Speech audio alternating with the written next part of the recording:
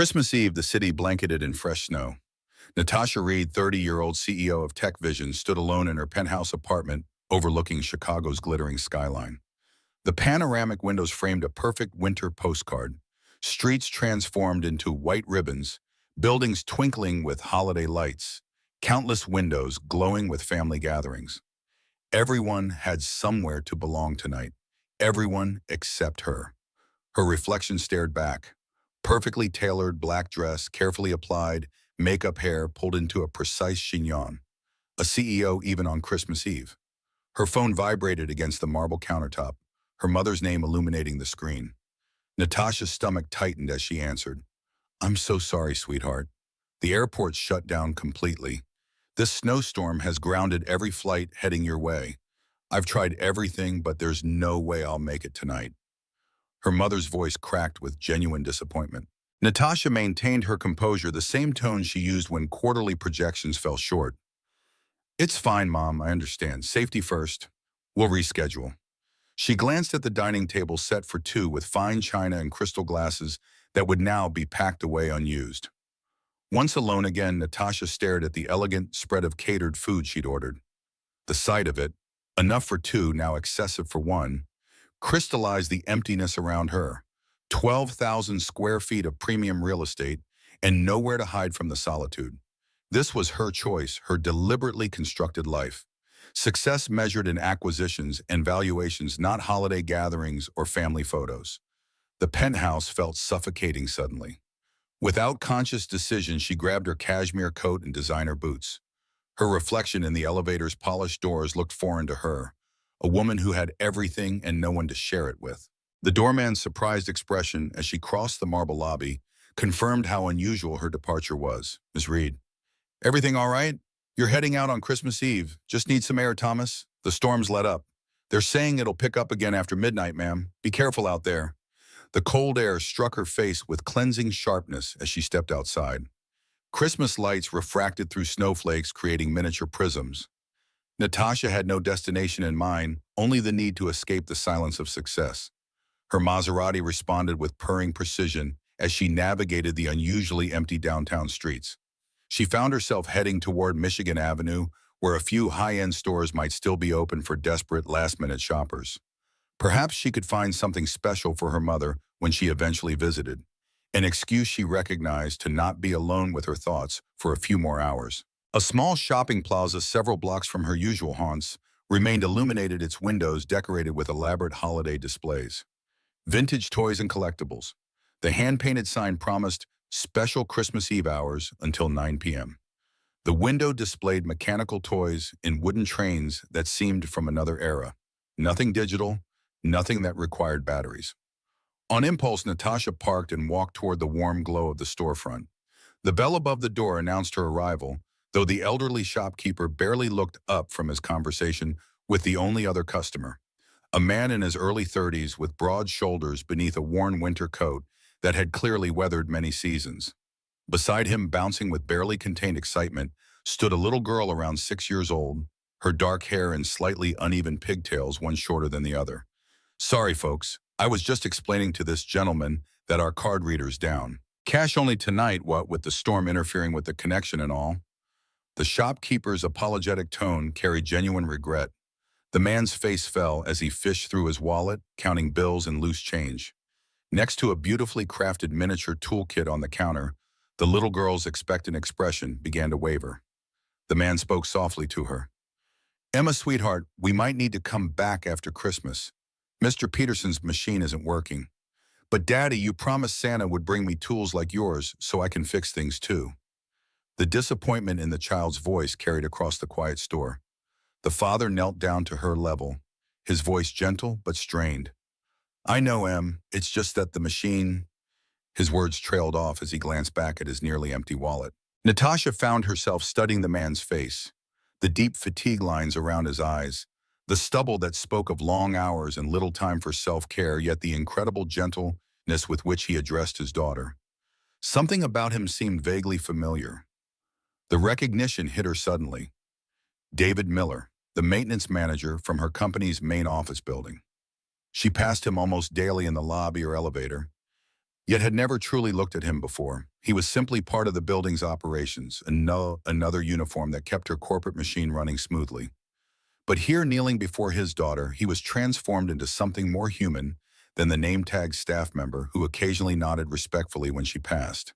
His daughter tugged at his coat sleeve, whispering something that made him smile despite his obvious disappointment.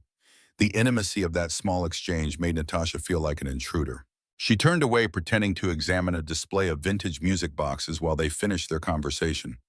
David shepherded Emma toward the door, the little girl casting one longing look back at the miniature toolkit. Natasha waited until they had left before approaching the counter. That toolkit the little girl wanted. How much is it? The shopkeeper smiled. $98.50 with tax. Quality German craftsmanship, not one of those plastic things that break after a week. Real tools, just smaller. Natasha handed over her credit card, then remembered. Oh, cash only. She rarely carried more than a 20. But tonight, thankfully, her wallet held several $100 bills from her last withdrawal. The shopkeeper raised his eyebrows as she placed one on the counter. Keep the change, consider it a holiday bonus. And could you wrap this quickly? I think they're still outside. Minutes later, Natasha stepped into the swirling snow, the carefully wrapped package in hand. She spotted David and Emma halfway down the block, moving slowly through the accumulating snow. She quickened her pace to catch them, her impractical designer boots slipping slightly on the icy sidewalk. Excuse me, Mr. Miller. Her voice carried in the quiet street. David turned, confusion evident on his face as he registered who was calling his name. Ms. Reed. The formality in his voice reminded Natasha of their vastly different positions within her company's hierarchy. Emma looked up with unfiltered curiosity, her eyes moving between the elegant woman and her father. Natasha extended the package. I believe Santa may have dropped this early. She felt suddenly foolish under David's surprised gaze. I'm sorry, but we can't accept this. David's pride was evident in his stiff posture, though his eyes betrayed conflict. The desire to give his daughter the gift versus the discomfort of accepting charity, especially from his boss's boss's boss. Emma tugged at his coat. Daddy, is this the lady from your building? The one in the big picture in the lobby? David nodded, embarrassment coloring his features. Yes, Emma. This is Miss Reed. She owns Tech Vision. The CEO lady. Emma's eyes widened with the recognition. She's the one on the magazine you were reading. Natasha raised an eyebrow, surprised that her recent cover feature on Business Innovation Monthly would have found its way into this man's reading material. David shifted uncomfortably. I study business profiles for night classes. His explanation came reluctantly, as though revealing too much about himself to someone from his professional world. Before the conversation could continue, the snow began falling more heavily, thick flakes reducing visibility within seconds. The sudden intensity of the storm made all three instinctively move toward the nearest shelter, a 24-hour diner glowing warmly at the corner. We should probably wait this out. David's practical suggestion was directed more to his daughter than to Natasha, but she found herself following them into the warmth of the diner. Inside, holiday decorations hung from every available surface. Paper snowflakes, tinsel garlands, and multicolored lights blinking in erratic patterns. The place was nearly deserted except for a tired-looking waitress refilling salt shakers and an elderly man reading a newspaper at the counter. David guided Emma to a booth by the window, then hesitated, clearly unsure of the protocol when accidentally sharing space with the CEO of his workplace. Natasha solved the dilemma by sliding into the opposite side of the booth, placing the wrap package beside her. Emma pressed her face against the window, watching the snow transform the street into an undisturbed white canvas. It's like magic, Daddy. Everything's disappearing. The waitress approached with menus and a weary smile that suggested she'd been working since early morning. Can I help you folks? David studied the laminated menu with intense concentration, then discreetly checked his wallet again. Just hot chocolate for my daughter, please, and maybe some coffee for me. The waitress nodded and turned to Natasha, who ordered coffee as well, though she rarely drank it after noon. When the waitress left, an awkward silence descended over the booth. Emma broke it with the direct curiosity only children possess. Why were you at the toy store if you don't have kids? Emma David's reprimand was gentle but firm. That's not polite to ask. Natasha surprised herself by answering honestly. I was supposed to have dinner with my mother tonight, but her flight was canceled because of the storm. I didn't want to sit alone in my apartment, so I went for a drive. Emma nodded with complete understanding, as though a CEO's loneliness made perfect sense to her 6-year-old world. Sometimes Daddy and I get lonely too, since Mommy went to heaven. But we have each other, so it's not so bad. David's expression tightened momentarily with grief or embarrassment, or both. I'm sorry about your mother's flight. The holidays are tough when family can't make it. Something in his genuine sympathy made Natasha uncomfortable. She was accustomed to deference to professional respect, but rarely to genuine empathy, especially from someone who had far more legitimate reasons for disappointment than a rescheduled dinner. The waitress returned with their drinks. Emma's hot chocolate came with a mountain of whipped cream and candy cane stirrer, causing her eyes to widen with delight. As she reached eagerly for the mug, her elbow knocked against Natasha's coffee cup, sending dark liquid cascading across the table and onto Natasha's cream-colored cashmere coat. David reacted instantly, grabbing napkins and dabbing at the spreading stain. I'm so sorry, Emma, be careful. His voice carried the slight edge of someone who couldn't afford another problem tonight. Emma's eyes filled with tears. I ruined your pretty coat. Her lower lip trembled. Natasha, to her own surprise, felt no anger, only sympathy for the child's distress. It's just a coat. It can be cleaned. Her tone was gentler than any she'd used in months of corporate meetings. David continued apologizing while attempting to contain the spill. I know a technique for coffee stains. Cold water first, then a paste of... It's fine, really. Natasha interrupted his practical knowledge with a dismissive wave. I have others. The moment the words left her mouth, she regretted them. David's expression closed slightly, the gulf between their financial realities made explicit in those 4 words. She searched for something to bridge the sudden distance. Your daughter mentioned night classes? David hesitated before responding. Engineering courses at City College. I'm working on finishing my degree. His tone was carefully neutral, revealing nothing of the story behind this statement. The waitress brought fresh coffee and extra napkins, momentarily saving Natasha from finding an adequate response. When they were alone again, Emma had already forgotten the spill incident, happily drawing shapes in her whipped cream with the candy cane. You know, I never thanked you for fixing the heating issue in the East Wing conference rooms last month. Natasha attempted conversation, suddenly realizing she knew nothing about this man beyond his job function. David seemed surprised by the recognition. You noticed that was me. The work order had your name, and several executives commented on the improvement. Natasha admitted that she hadn't actually known who he was until this moment. She'd simply signed off on a facilities report without connecting the name to a face. Their conversation was interrupted by the chime of Natasha's phone. Her assistant's name flashed on the screen. Excuse me, I should take this. She stepped away from the booth, moving toward the diner's entrance. Mitchell's voice came through clearly, his typical calm shattered by unusual tension. Ms. Reed, I'm sorry to bother you on Christmas Eve, but we've got a situation with the Cambridge server migration. The backup systems failed during the power fluctuation from the storm. Natasha's CEO mode engaged instantly. How bad? Mitchell detailed the technical issues in rapid succession. Security protocols compromised, customer data potentially vulnerable, the German team unavailable due to the holiday. When she returned to the booth, David was helping Emma put on her coat. The storm's letting up a bit. We should head home before it gets worse again. Natasha glanced outside. The snow had indeed slowed temporarily, but the weather alert on her phone warned of increased intensity expected within the hour. She gathered her things, including the forgotten package. Outside, the temperature had dropped further, the wind cutting through even her expensive wool coat. David zipped Emma's jacket up to her chin and adjusted her hat. You two live nearby, about 15 blocks north. David pointed vaguely toward a less affluent neighborhood. I can give you a ride. My car's just down the block. Natasha surprised herself with the offer. David shook his head. We're fine with the bus, but thank you. Emma tugged at his sleeve. Daddy, my feet are already cold. Her small face pinched against the bitter wind. Natasha saw David's internal struggle, pride versus practicality. It's really no trouble. I'm heading that direction anyway. Another lie, but a harmless one. Before David could respond, a city alert blared simultaneously from both their phones.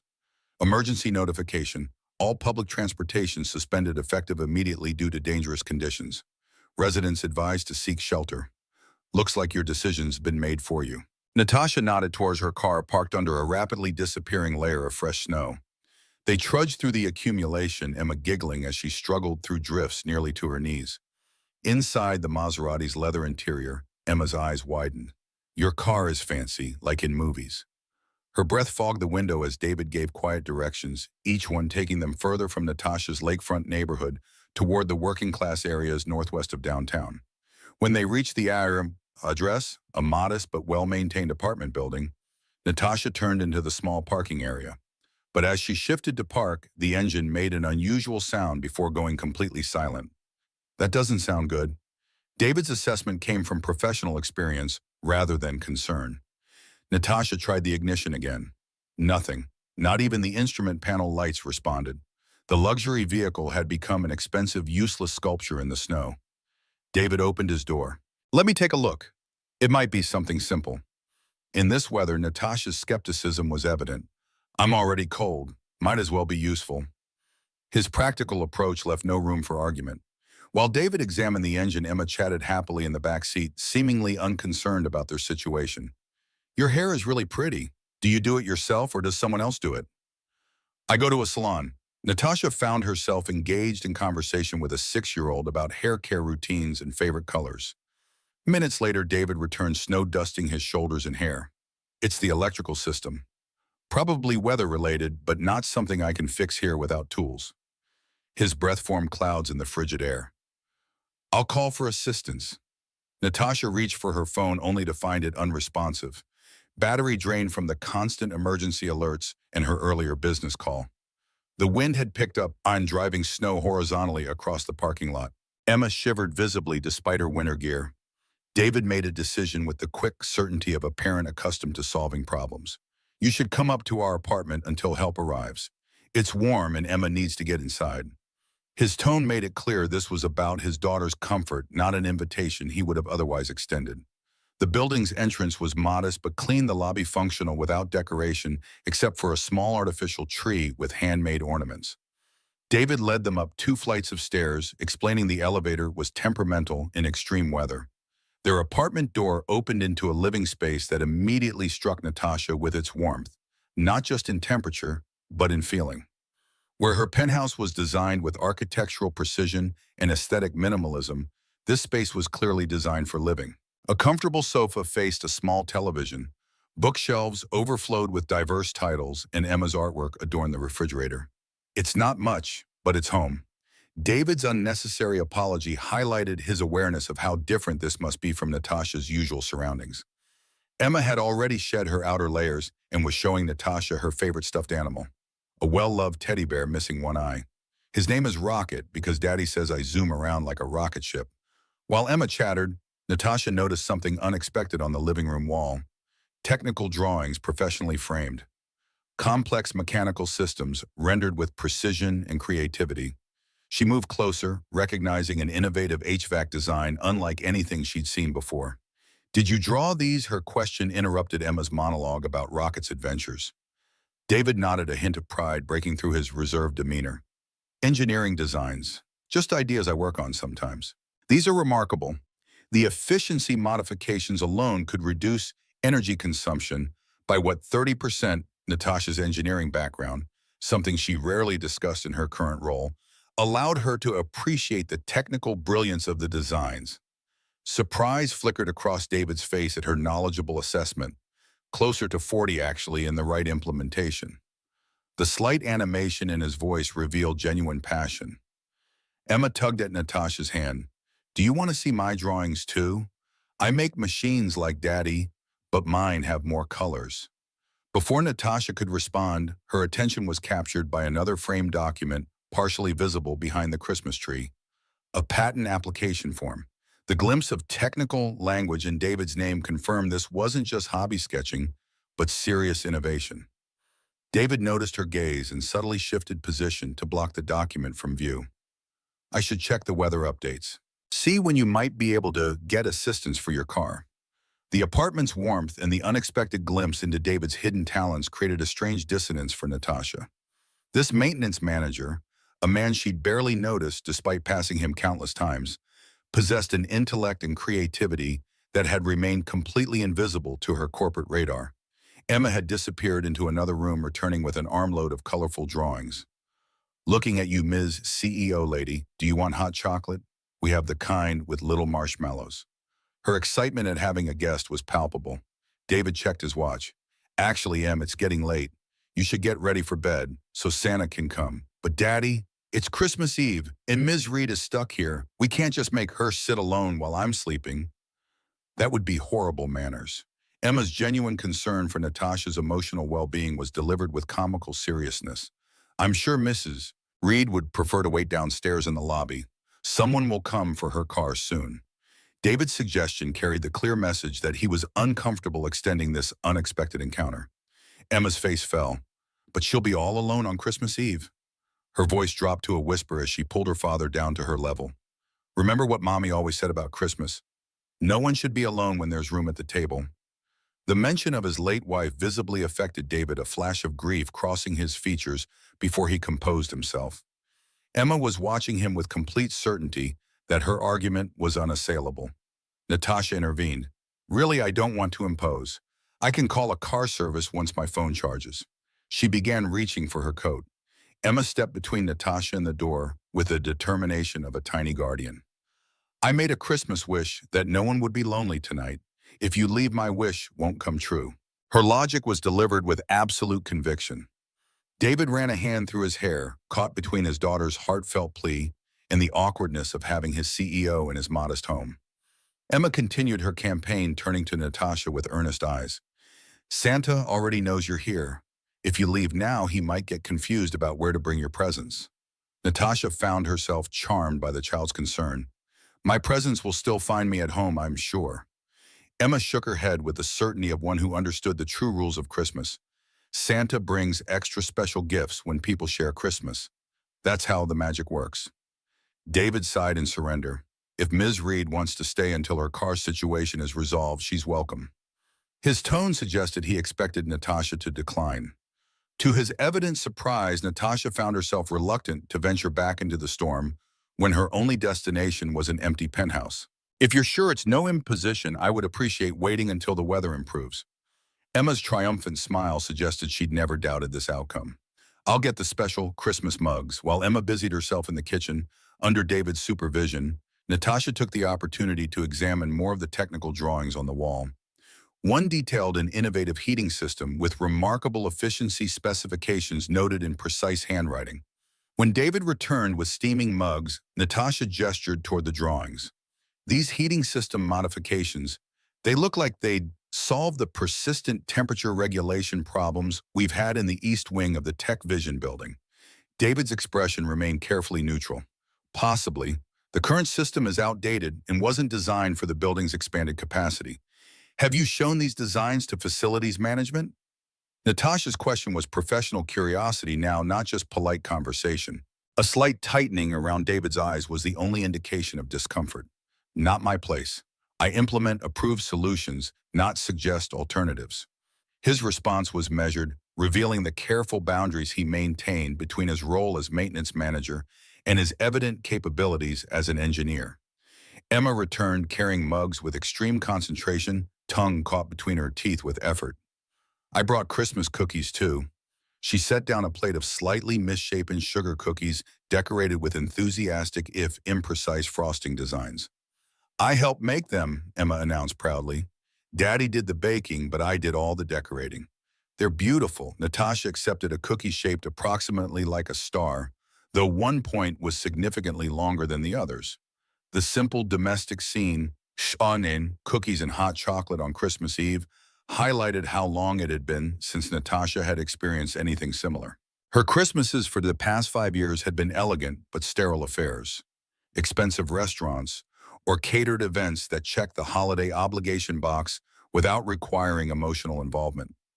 Emma chattered about Christmas traditions, school projects, and her favorite cartoon characters, with a stream of consciousness delivery unique to children. Her openness created a bubble of normalcy that temporarily suspended the vast differences between her small family and their unexpected guest. When Emma finally began yawning despite her best efforts to appear wide awake, David gently directed her toward bedtime. Santa won't come until you're asleep, Em. Those are the rules. Emma nodded seriously, then turned to Natasha. Will you still be here in the morning? Her question carried genuine concern. I'm not sure. It depends on the weather and my car. Natasha found herself unwilling to definitively disappoint the child. Emma considered this answer, then brightened. Well, if you're still here, you can watch me open presents. She hugged her father goodnight, then surprised Natasha by giving her a quick hug as well, before disappearing into her bedroom. When David returned from tucking in his daughter, the apartment felt suddenly smaller without Emma's energetic presence. He checked his phone for weather updates. The storm's intensified. They've closed most major roads. Even if your car was working, you wouldn't get far tonight. Natasha nodded, resigned to the situation. The couch will be fine. I appreciate your hospitality. David seemed about to say something, then thought better of it. Instead, he gathered extra blankets and a pillow from a hall closet. I'll be up early with Emma, Christmas morning and all, but feel free to sleep in. As he arranged the makeshift bed on the couch, Natasha noticed calluses on his hands, physical evidence of the manual work that maintained her company's infrastructure. Hands that also created the intricate technical drawings displaying genuine engineering brilliance. May I ask you something? Natasha found herself curious about the disconnect between his evident talents and current position. David glanced up cautiously. Of course. The patent application I glimpsed. What is it for? Her directness seemed to surprise him. After a moment's hesitation, he straightened up from arranging the blankets. An energy recapture system for commercial HVAC installations. It harvests waste heat and converts it to supplemental electrical power. His explanation was concise but technical, assuming a level of understanding most people wouldn't possess. Natasha nodded, her engineering background, allowing her to appreciate the concept. That could revolutionize building efficiency standards if it works. Why aren't you pursuing it more actively? David's expression closed slightly. Life doesn't always follow the path we plan, Ms. Reed. He gestured vaguely toward Emma's bedroom. Some responsibilities take precedence over professional ambitions. The unspoken story hung in the air between them. His wife's death, single parenthood, the practical realities that had diverted his evident talents into maintaining rather than innovating. Natasha felt a surprising stab of empathy. While her own path had been one of relentless professional advancement, she recognized the courage in his choices. Call me Natasha, please, at least while I'm invading your Christmas Eve. Her attempt at lightening the mood earned a small smile from David. Only if you drop the Mr. Miller. David, his relaxed posture suggested the first genuine easing of tension since they'd entered his apartment. With Emma asleep and the formal barriers slightly lowered, David made tea and they settled at the small kitchen table. The storm howled outside, occasionally rattling the windows with particularly strong gusts. How long have you worked for Tech Vision? Natasha realized she knew nothing about his employment history despite his familiar face in her building. 3 years in August, since shortly after Sarah, my wife, passed away. His voice remained steady, though a slight tension in his shoulders revealed the emotional weight of the statement. I'm sorry for your loss. Natasha's condolence was genuine if awkwardly delivered. She rarely navigated personal conversations with employees. David acknowledged her words with a nod. Emma was 3 when it happened. Car accident on the interstate. He stated the facts without elaboration, clearly establishing boundaries around his grief. You were an engineer before Natasha changed direction, giving him space around the painful topic. David's expression shifted, a glimpse of his former professional identity emerging. Mechanical engineering at Continental Design Group, specialized in thermal efficiency systems. I was project lead on several commercial installations. The slight pride in his voice was the first indication of his former status. Why maintenance management? The disconnect between his previous role and current position seemed even more pronounced with this new information. David glanced toward Emma's door, lowering his voice slightly. Single parent with a preschooler needs predictable hours and solid benefits. Engineering project work meant travel, unpredictable deadlines, late nights. Tech Vision offered stability and a schedule that allowed me to be there for Emma. His practical explanation carried no resentment, simply acknowledgement of choices made. And your degree, Natasha recalled Emma's mention of night classes, 3 credits short when Sarah died. Between funeral arrangements, grief counseling for Emma, and learning to be both parents overnight, he shrugged. It seemed irrelevant at the time. But you're finishing in it now. Natasha's question was professional curiosity mixed with something less definable. David nodded. Emma's in first grade, more independent now, and I promised Sarah I'd finish eventually. His determination was evident in the set of his jaw. The conversation shifted to safer territory. Chicago's notorious winters building maintenance challenges Emma's school activities. David proved to be knowledgeable and articulate his insights about TechVision's operational inefficiencies delivered with diplomatic precision. As midnight approached, David yawned and stood. I should get some sleep. Emma will be up at dawn, guaranteed. He hesitated, then added, I need to assemble her main present after she's fully asleep. Christmas tradition. Natasha nodded understanding. Thank you again for the hospitality. Left alone in the living room, Natasha surveyed the modest apartment with new eyes. The Christmas tree was small but lovingly decorated, many ornaments clearly handmade by Emma. Family photos showed a smiling woman with Emma's same dark eyes, Sarah presumably, in happier times with David and a younger Emma. The contrast with her own carefully curated living space was stark, where her penthouse featured designer furniture selected primarily for aesthetic value. Every item here served both function and meaning. The worn sofa had clearly hosted countless bedtime stories and movie nights. The dining table bore marks of craft projects and family meals. Natasha's phone had charged enough to function, but the storm warnings remained in effect, with conditions expected to worsen through the night. No car service would venture out in this weather, and even her considerable influence couldn't override public safety protocols. She was genuinely stranded on Christmas Eve in the home of an employee she'd barely noticed before tonight. Around 1 in the morning, a noise from the small home office adjacent to the living room caught her attention. Curious, she followed the sound to find David hunched over a workbench, carefully assembling what appeared to be a miniature version of a professional engineering workstation, complete with tiny functional tools and a magnifying lamp. Couldn't sleep. David looked up at her appearance in the doorway.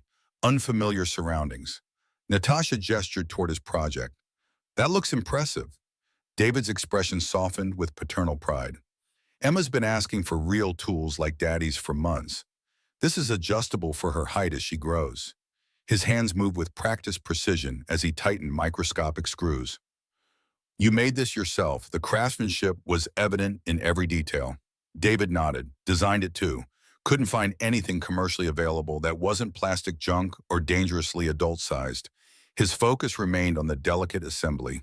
Watching him work, Natasha recognized something she rarely encountered in her executive circles. The quiet competence of someone who created, rather than merely directed.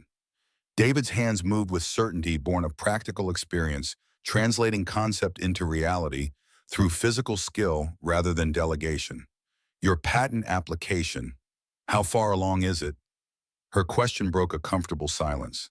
David's hands paused momentarily. First review stage. The legal fees are substantial. His understated descriptions suggested financial strain beyond his casual tone. Natasha knew the patent process well from TechVision's extensive intellectual property portfolio. Without corporate backing, individual inventors face significant hurdles. Have you approached any companies for development partnership? David's subtle expression shift revealed discomfort. Not recently. When Sarah was alive, we had meetings with several firms, but after, his voice trailed off before he refocused. Emma became the priority. The patent process moves slowly enough that I can manage the timeline around her needs. The unspoken reality hung between them. His innovation potentially sidelined by life circumstances rather than merit. Natasha found herself troubled by this waste of evident talent in ways that surprised her. As David completed the final adjustments on Emma's gift, Natasha noticed the engineering drawings spread across his desk, variations on the designs she'd seen framed in the living room, but with more detailed specifications and implementation notes. One caught her attention particularly, a design labeled TechVision Main Campus, Retrofitted System Proposal. You created a specific design for our building. Her question caused David to straighten abruptly. Just a thought exercise. David gathered the papers quickly, but not before Natasha glimpsed detailed calculations showing potential energy savings of nearly 42% with his proposed modifications. That goes well beyond thought exercise. The thoroughness of his analysis reflected significant time investment. David's professional mask returned the maintenance manager, replacing the engineer. Your building has specific inefficiencies I noticed during routine work. The drawings help me better understand the existing system's limitations. He carefully placed the papers in a drawer, closing the conversation along with it. Their interaction had shifted back to employer/employee dynamics, the brief glimpse of David's fuller identity withdrawn behind professional boundaries. Natasha recognized the retreat and respected it, thanking him for satisfying her curiosity before returning to the living room couch. Sleep came surprisingly easily despite the unfamiliar surroundings. Perhaps it was the sound of the storm outside contrasted with the shelter within, or perhaps the simple honesty of this home compared to her carefully designed but ultimately empty penthouse. Whatever the reason, Natasha drifted off with none of the restlessness that typically plagued her nights. Dawn arrived with the unmistakable sound of excited child footsteps. Emma appeared in the living room doorway, her holiday-themed pajamas slightly too large, dark hair tousled from sleep. Her eyes widened upon seeing Natasha still present on their couch. "You stayed, Santa came for you too." Emma's delight was unrestrained as she bounded across the room. David appeared behind her, apologetic. "Sorry, Christmas morning excitement waits for no one." His hair was rumpled stubble, darker than the previous evening, but his eyes were warm with paternal affection as he observed his daughter's joy. Emma tugged Natasha toward the Christmas tree with surprising strength for her small size. "Come see what Santa brought." She pointed to the carefully arranged presents, focusing on a large package prominently displayed. "That one's been there all night waiting for me." Natasha allowed herself to be pulled into Emma's excitement, settling cross-legged on the floor beside her as the child tore into wrapped packages with uninhibited enthusiasm. David brought coffee for himself and Natasha, watching his daughter with quiet contentment. When Emma reached the workstation David had assembled overnight, her reaction was everything a parent could hope for. Pure, uncomplicated joy. "It's just like your workbench, Daddy, but it's my size. Look at the real tools. They're tiny but real." Each discovery prompted new exclamations as she examined every feature. David knelt beside her, demonstrating how the various components worked. "These are actual precision tools, Em, not toys. They require respect and proper handling." His instruction was gentle but serious, treating his daughter's interest with genuine respect rather than condescension. "I'll be super careful, I promise. Can I fix things now?" "Real things." Emma's earnestness made Natasha smile despite herself.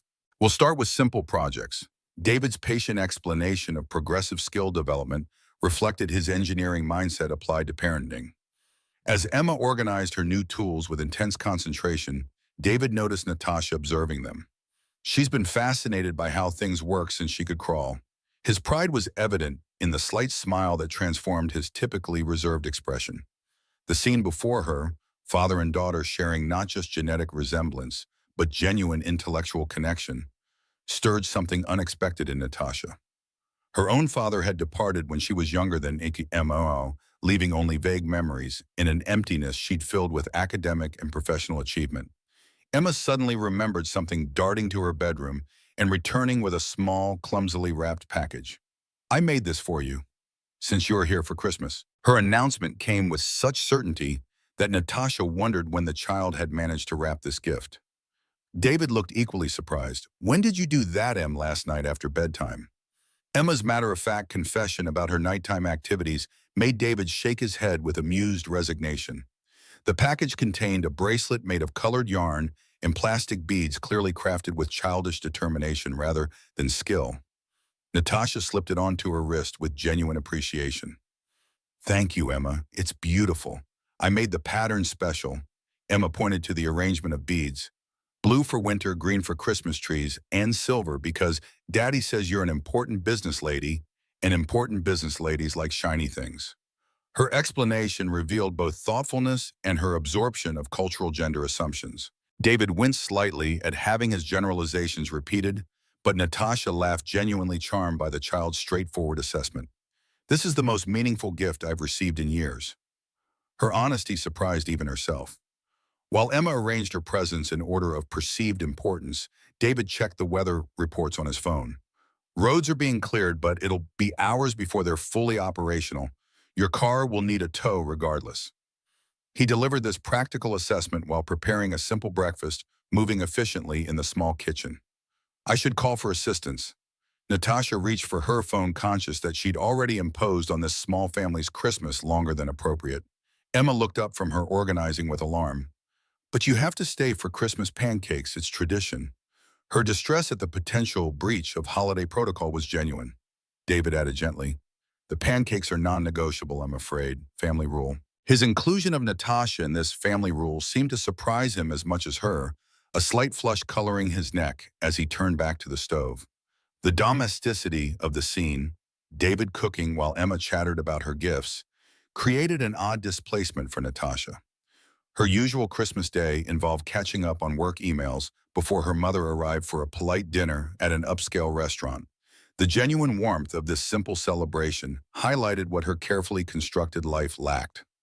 As they ate breakfast, Emma dominated the conversation with plans for her new workbench, interspersed with detailed descriptions of past Christmases and school adventures. David occasionally translated her more esoteric references or gently corrected exaggerations, the easy rhythm between them speaking of deep connection. Watching them, Natasha found herself wondering about Sarah, the woman whose absence shaped this household as surely as her presence once had. How different would this Christmas morning be if she were still alive? The thought brought unexpected melancholy.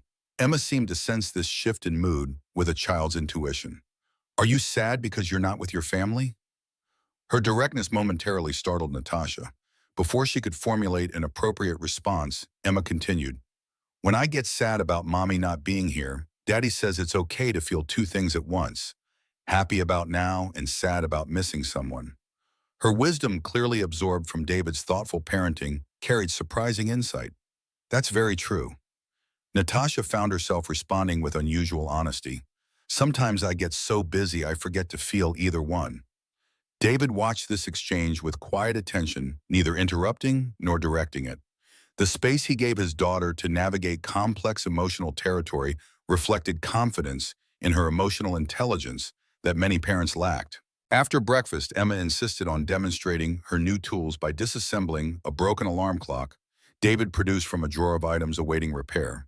Her small fingers moved with surprising dexterity as her father provided minimal guidance, allowing her to problem-solve independently.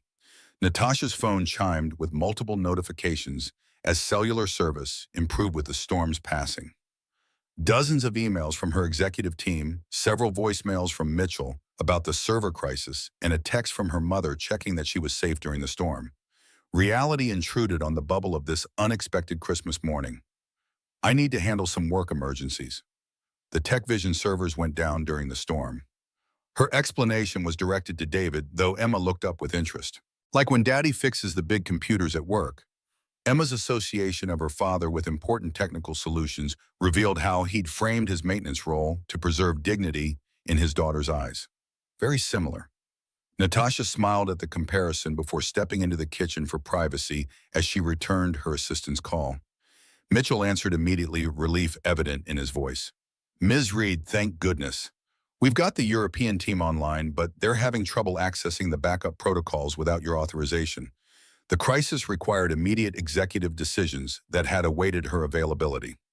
As Natasha handled the technical emergency with practiced efficiency, she remained conscious of the domestic scene visible through the kitchen doorway, David helping Emma identify the malfunctioning component in the alarm clock, their heads bent together in similar expressions of concentration. The contrast between these two worlds, her high-stakes corporate responsibilities and this intimate family moment, created dissonance she hadn't expected. For years, Natasha had defined success exclusively through professional achievement. Yet something about this modest apartment, with its hand-drawn Christmas decorations and genuine connections, challenged assumptions she hadn't realized she held. After concluding her call, Natasha returned to find Emma proudly displaying the disassembled clock components arranged in precise order on a workspace mat. I found the broken part, her accomplishment, carried the weight of significant achievement. Excellent diagnostic work.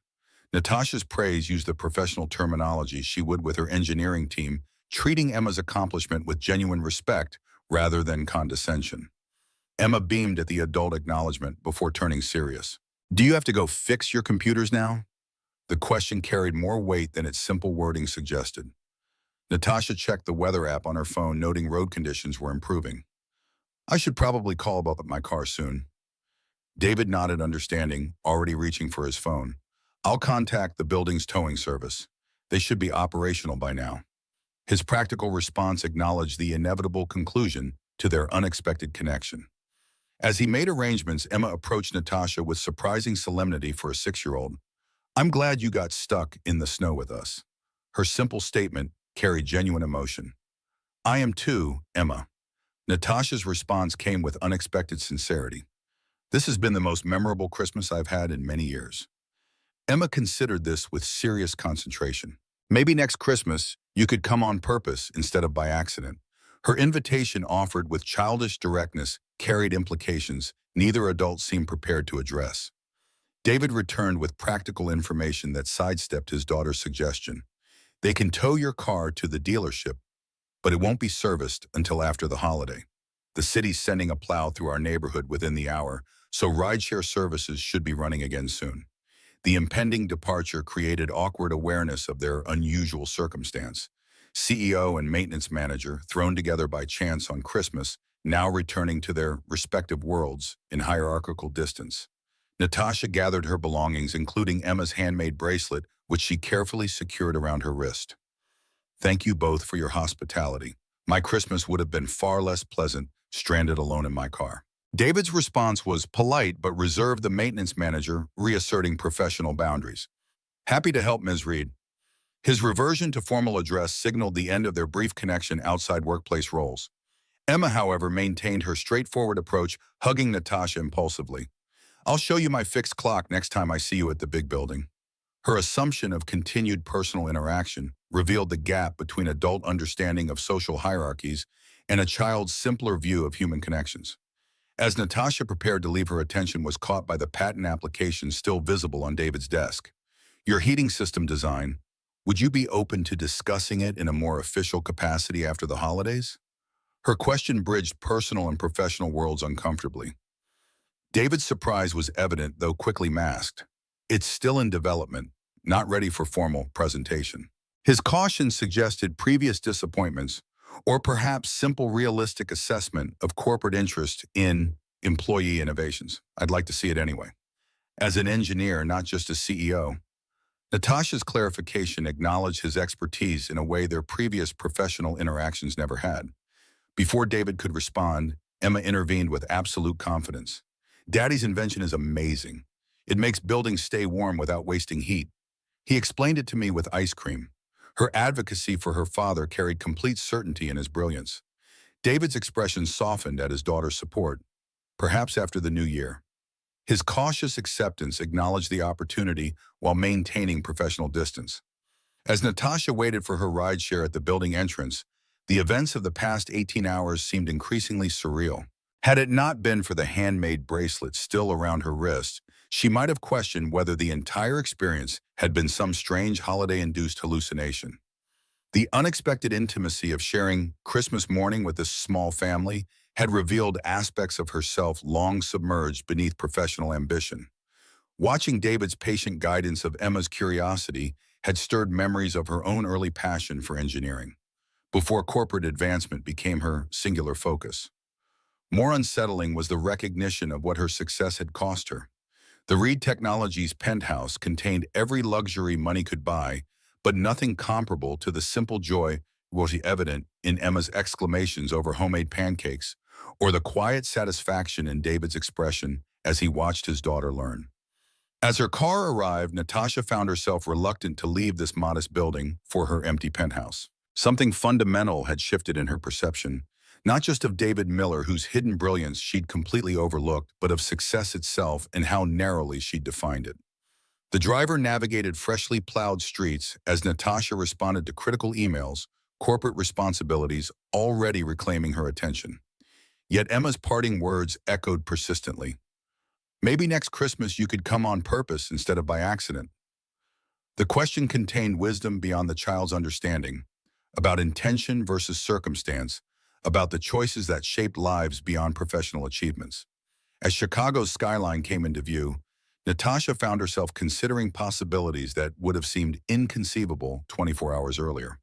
The bracelet around her wrist, childish, imperfect, and more meaningful than any luxury item she owned, seemed to carry a message about value that transcended balance sheets and quarterly projections. Perhaps some calculations couldn't be quantified in spreadsheets or annual reports. Perhaps some forms of success couldn't be measured in market share or stock prices.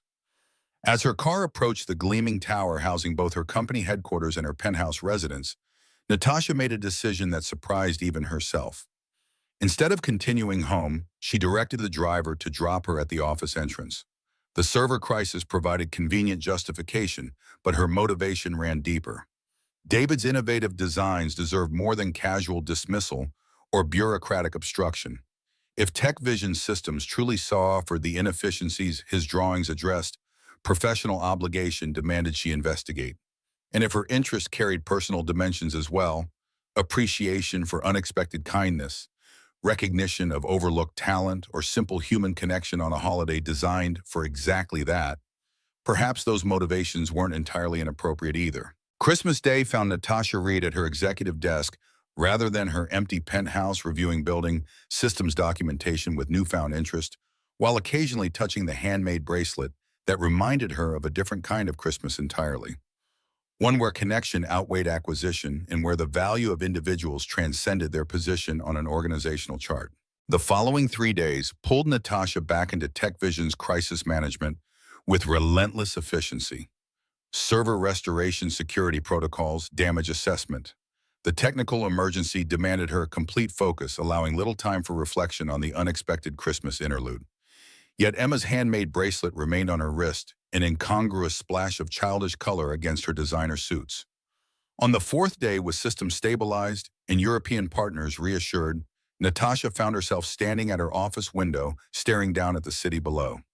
Snow had transformed Chicago into a monochrome landscape, broken only by plowed streets and colorful winter coats of pedestrians far below. Her reflection in the glass looked tired, the poised CEO mask showing slight cracks. The soft chime of her intercom broke her contemplation. Mitchell's voice carried professional detachment. Facilities manager on line 3 about the heating issues in the East Wing, Ms. Reed. Shall I tell him you're in a meeting? Natasha hesitated, an uncharacteristic moment of indecision. Is it David Miller? No, ma'am. Robert Vance, head of facilities. Mitchell's confusion at her question was evident, even through the intercom. Put him through. Natasha returned to her desk, arranging her features into professional neutrality as she lifted the receiver. Robert Vance's voice carried the practiced smoothness of middle management. Ms. Reed, I understand you have taken a personal interest in our heating infrastructure challenges.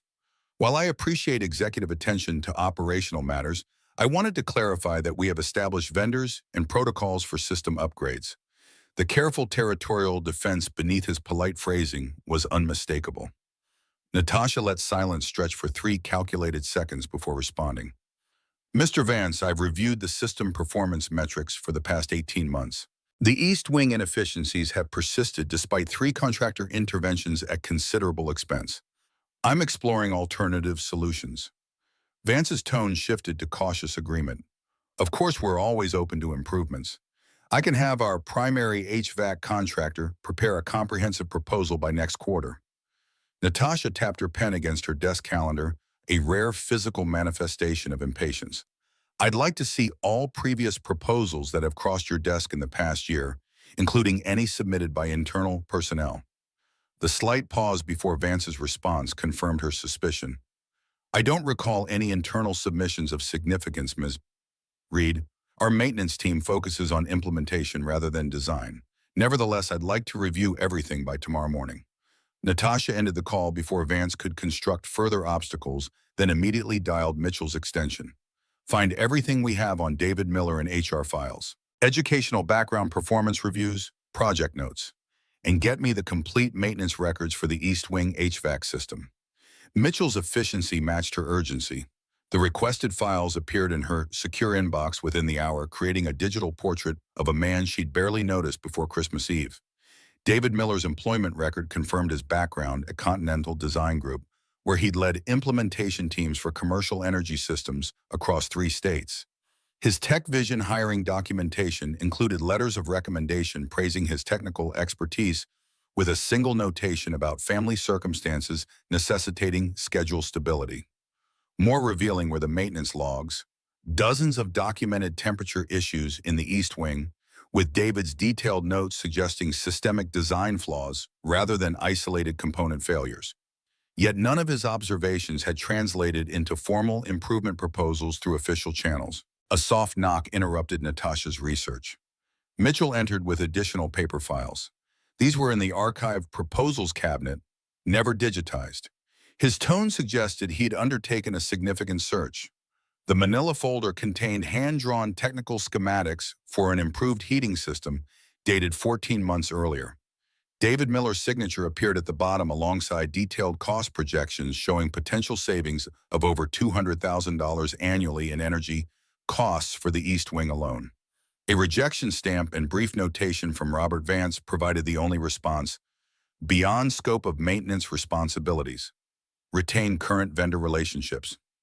Natasha studied the drawings, recognizing elements from the design she'd glimpsed in David's apartment, but noting these were an earlier, less refined iteration. Even this preliminary version demonstrated innovative approaches to energy recapture that exceeded industry standards. She reached for her phone, then hesitated. Their Christmas connection had occurred outside normal hierarchical channels. Reestablishing contact through official means might erase the genuine human connection that had briefly existed between them. Instead, Natasha found herself standing in the building's main lobby the following morning, positioned near the employee entrance as maintenance staff arrived for the early shift. The security team's surprised glances at her presence were quickly masked by professional deference. When David entered bundled against the January cold, his momentary freeze upon seeing her confirmed the awkwardness of their situation. His expression shifted from surprise to careful neutrality as he approached. "Good morning, Ms. Reed. Unexpected to see you in the lobby." Problems with executive elevator access. The maintenance manager persona had fully replaced the man who had shared Christmas pancakes with his daughter, his tone carrying professional respect without personal warmth. Natasha matched his formality, conscious of watching eyes around them. "I was hoping to speak with you briefly about a facilities matter. Would you have time this morning?" David checked his watch, the practical gesture underlining his time constraints. "I can spare 15 minutes at 9:30 if that works for your schedule." His careful phrasing maintained appropriate hierarchical distance. "Perfect. My office." Natasha turned toward the executive elevator, then paused. "How's Emma?" The personal question disrupted their carefully maintained professional script. A brief softening around David's eyes acknowledged the genuine nature of her inquiry. "Excited about school starting again yesterday? She's been bringing her clock to show everyone how she fixed it." With that small connection reestablished, they separated to their respective domains. Natasha to the executive floor with its panoramic views, and David to the maintenance department's windowless offices in the building's lower levels. When David arrived precisely at 9:30, his appearance reflected careful preparation for an executive meeting. His maintenance uniform exchanged for a simple button-down shirt and khakis, his typical tool belt absent. The transformation highlighted how rarely he was invited to upper management spaces except to repair something. Natasha gestured toward the sitting area rather than conducting their conversation across her imposing desk. "I found your heating system proposal from last year." The directness of her opening seemed to catch David off guard. He recovered quickly, professional caution evident in his measured response. That was a preliminary concept sketch, not a formal submission. Yet it addressed persistent problems that have cost TechVision over $500,000 in inefficient energy usage and lost productivity from temperature complaints. Natasha placed the folder on the table between them. Why wasn't it pursued? David's hesitation revealed the complex territory between hierarchical honesty and career self-preservation. Maintenance department submissions rarely proceed to implementation consideration. His diplomatic phrasing avoided direct criticism of Vance while acknowledging organizational realities. "The designs I saw in your apartment seem more advanced than these." Natasha's shift to their Christmas connection disrupted the careful professional distance David had maintained. "Those are personal projects. Outside company time." His response carried a hint of defensiveness that suggested previous boundary disputes. Natasha recognized the delicate position she'd placed him in, caught between professional opportunity and justified caution after previous rejection. I'd like to see the current version, officially as a potential solution to our infrastructure challenges. Her clarification attempted to bridge personal and professional contexts. David studied her expression, clearly assessing her sincerity. Why now? His direct question cut through corporate niceties. Because I've seen the quality of your work firsthand, and because wasting talent is bad business. Natasha matched his directness with her own. Something shifted in David's posture. Not quite trust, but perhaps willingness to consider possibilities. The complete system would require substantial implementation investment. His acknowledgement tested her seriousness. If it delivers the efficiency metrics you projected, the ROI would justify the investment. Natasha kept the conversation in familiar business terminology, providing professional common ground. Their discussion evolved into technical specifics, David's initial reserve gradually yielding to genuine engagement as they explored engineering challenges. His expertise emerged naturally, his explanations precise without condescension. As their scheduled 15 minutes stretched to 45, David finally checked his watch with apologetic awareness. I need to check on the loading dock repairs. His reluctance to end their productive discussion was evident despite his professional obligations. Bring the complete designs tomorrow morning. Same time. Natasha's direction carried both executive authority and personal request. After David departed, Natasha remained in the sitting area contemplating their interaction. The man who had just left combined practical problem-solving with innovative vision, a combination increasingly rare in TechVision's specialized corporate structure. More intriguing was the glimpse of passion that had emerged when discussing technical challenges, briefly overriding his careful professional boundaries. Mitchell's entrance with her daily schedule interrupted her reflections. The Tokyo team needs confirmation on the security protocols, and legal has acquisition documents requiring your signature before close of business. Natasha's corporate responsibilities reasserted their demands, pushing personal considerations aside as she returned to the CEO role that defined her professional identity. Yet throughout the day's meetings and decisions, the folder containing David's preliminary designs remained on her desk, a tangible connection to possibilities that extended beyond quarterly projections. The following morning's meeting exceeded Natasha's expectations. David arrived with comprehensive technical specifications and implementation plans that reflected years of practical experience combined with genuine innovation. His presentation remained modest but confident, addressing potential challenges with practical solutions that demonstrated deep understanding of building infrastructure. This could revolutionize commercial building efficiency standards if implemented correctly. Natasha studied the projected energy savings with professional appreciation. Have you protected the intellectual property? David's hesitation revealed financial constraints rather than oversight. Patent application is in process but moving slowly. The legal fees are substantial for an individual applicant. His admission acknowledged personal limitations without seeking sympathy. Natasha made a decision that bridged business opportunity with personal interest. I'd like TechVision to explore an implementation partnership. We'd provide the capital investment for a full installation in our East Wing as a pilot project with potential licensing arrangement if the system performs as projected. Her offer was carefully structured to provide mutual benefit rather than corporate appropriation of his innovation. David's surprised expression suggested he'd expected interest, but not concrete opportunity. That would be significant. His understated response barely contained evident excitement. Their discussion of terms and implementation timeline proceeded with increasing enthusiasm, the collaborative energy creating temporary equality that transcended their organizational positions. When they finally concluded nearly 2 hours later, both had forgotten the typical constraints of hierarchical interaction. The elevator ride to the lobby stretched with unusual tension, both aware their professional collaboration had shifted something between them without clear definition. As the doors opened to the main floor, David turned to her with careful formality. Thank you for the opportunity, Ms. Reed. I'll prepare the detailed implementation schedule by Friday. As he stepped away, Natasha made an impulsive decision. How's Emma's clock repair business going? Her question carried deliberate personal connection. David's professional mask softened slightly, genuine warmth entering his voice. expanding rapidly. She dismantled the remote control last night. Reassembly is still a developing skill. His parental pride transcended corporate boundaries. Natasha hesitated, then pushed beyond conventional executive restraint. I'd like to hear more about her progress. Perhaps dinner sometime. The invitation bridged their worlds without clear definition of personal versus professional interest. David's surprise registered briefly before careful consideration replaced it. Emma would enjoy that. She's been asking about you. His response acknowledged the invitation while maintaining appropriate boundaries through his daughter's involvement.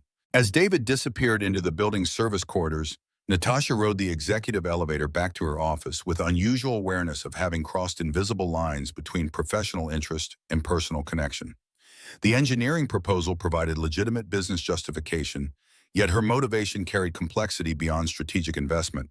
The implementation process began with remarkable efficiency, David's practical knowledge accelerating timelines that typically moved with corporate sluggishness. Facilities Director Vance's initial resistance dissolved when Natasha framed the project as an executive innovation initiative, though his carefully neutral expressions during planning meetings revealed continued territorial concerns. 3 weeks after their initial discussion, Natasha's intercom chimed with Mitchell's voice. Mr. Miller is here regarding the East Wing project. He says there's an unexpected development that requires your attention. Send him in. Natasha straightened the papers on her desk, an uncharacteristic, nervous gesture she immediately recognized and suppressed. David entered carrying technical drawings and a tablet, his expression tense rather than excited. We've encountered a significant compatibility issue with the building's original infrastructure. The East Wing's primary circulation system uses proprietary components that won't interface with the energy recapture mechanisms without substantial modification. The technical obstacle threatened the project's feasibility, potentially vindicating Vance's unstated skepticism. Natasha maintained professional calm despite personal disappointment. What are our options? David placed his tablet on her desk, displaying alternative approaches. We can retrofit the existing components at additional cost and time, or redesign the interface completely, which would require regulatory reapproval. Neither path is ideal. His frustration was evident despite professional presentation. The technical challenge created unexpected intimacy as they bent over schematics together, physical proximity necessitated by complex diagrams. Natasha found herself acutely aware of David's subtle cologne and the intensity of his focus as they explored potential solutions. Their collaborative problem-solving continued through scheduled meetings and into evening hours, professional purpose temporarily erasing organizational hierarchy.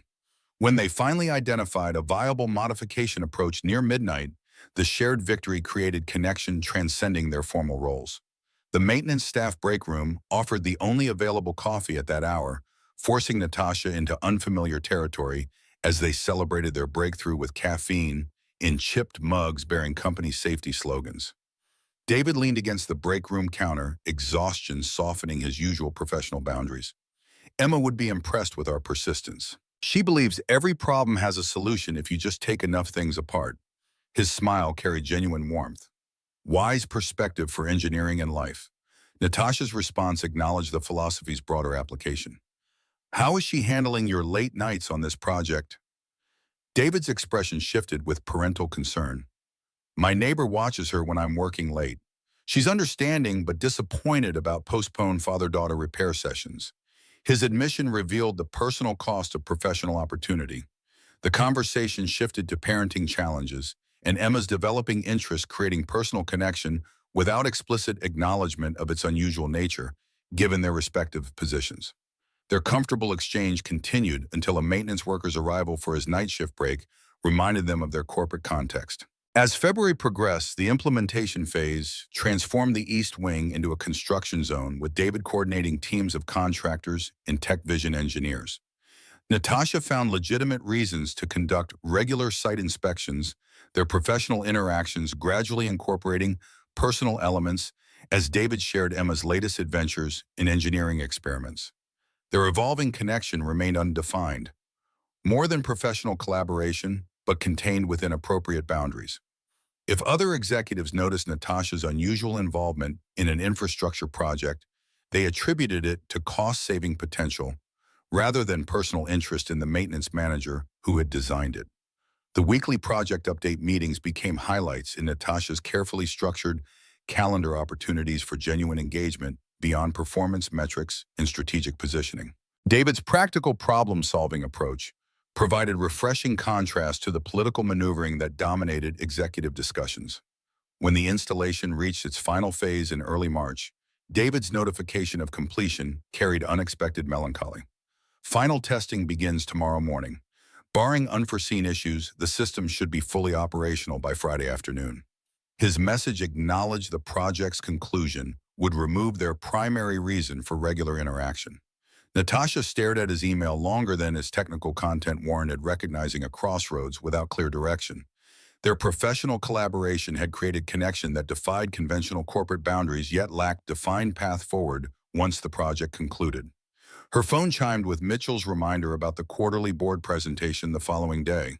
The corporate calendar reasserted its demands, pulling Natasha back into CEO responsibilities that had briefly shared priority with an infrastructure project and its innovative designer. That evening, as Natasha reviewed presentation materials in her penthouse, her phone displayed an incoming call from David Miller, their first communication outside business hours since Christmas. She answered with careful neutrality. "David, is there an issue with the testing schedule?" His voice carried unusual tension. "Not with the project, it's Emma. She's running a high fever, and I need to take her to the emergency room. I've arranged for the assistant manager to oversee morning testing, but I wanted you to know directly given your investment in the timeline."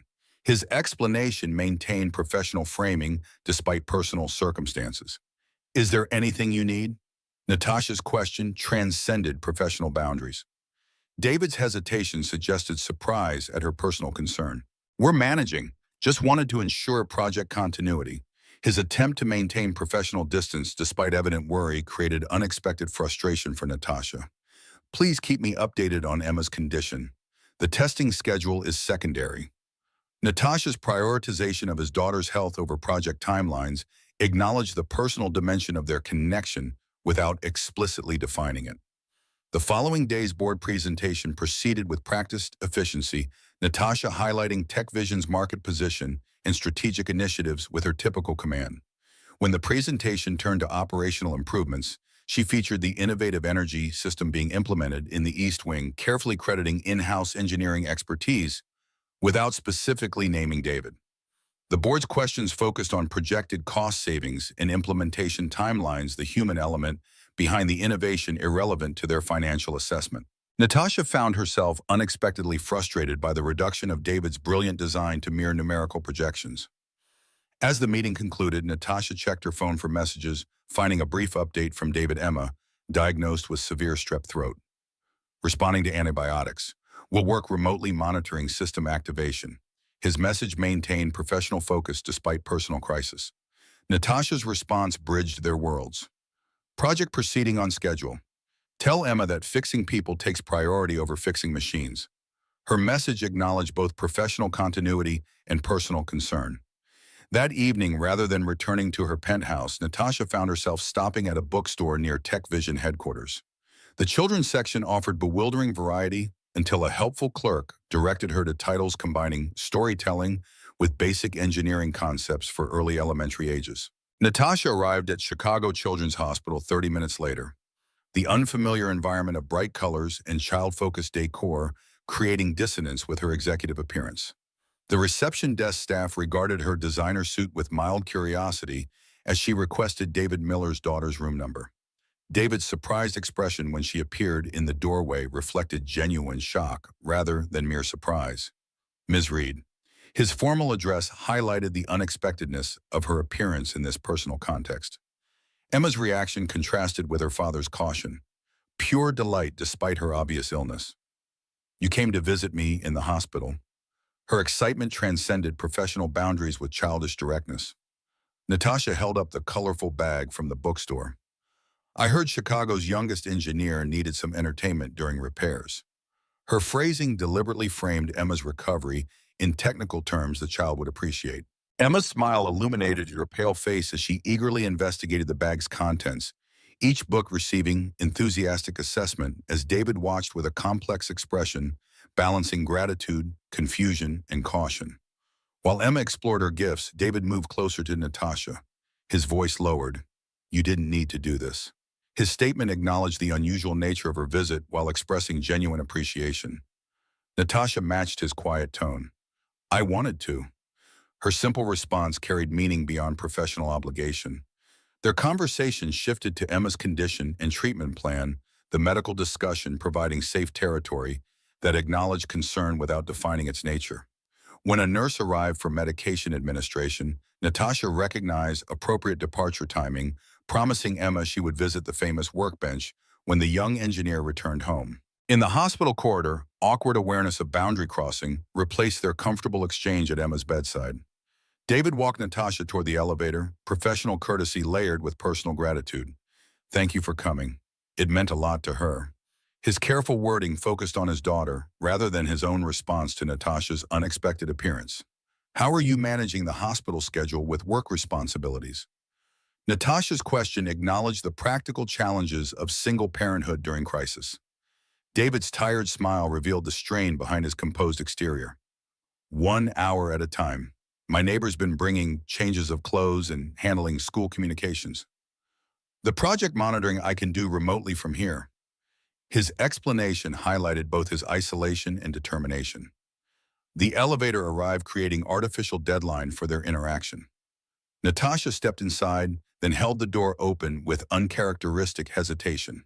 "If you need anything, schedule adjustments, resources, anything at all, please ask.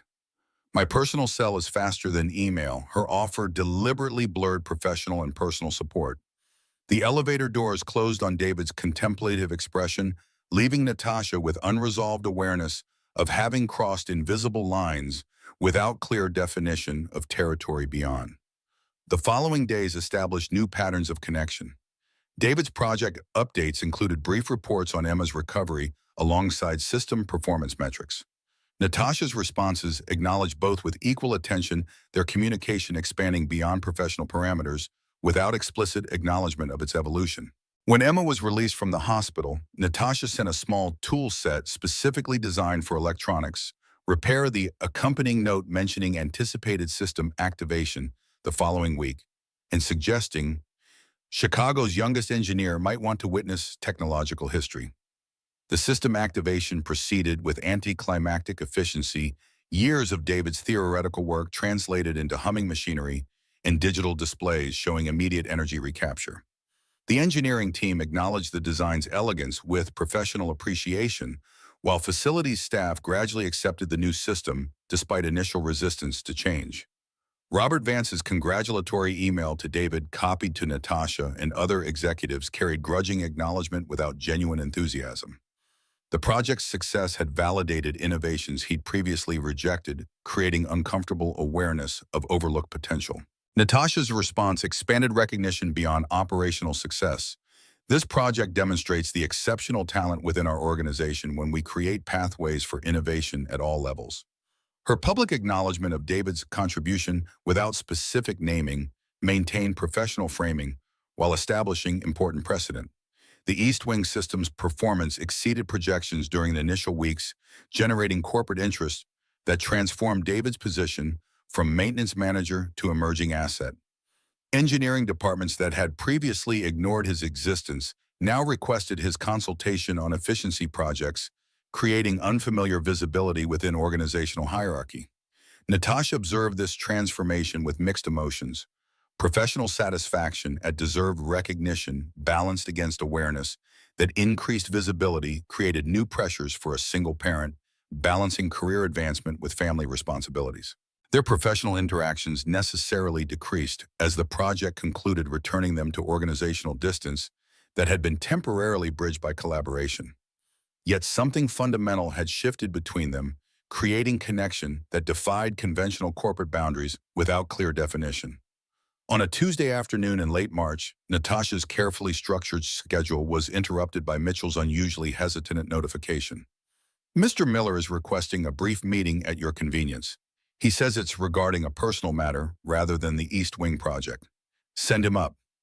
Natasha's immediate response revealed eagerness that surprised even herself.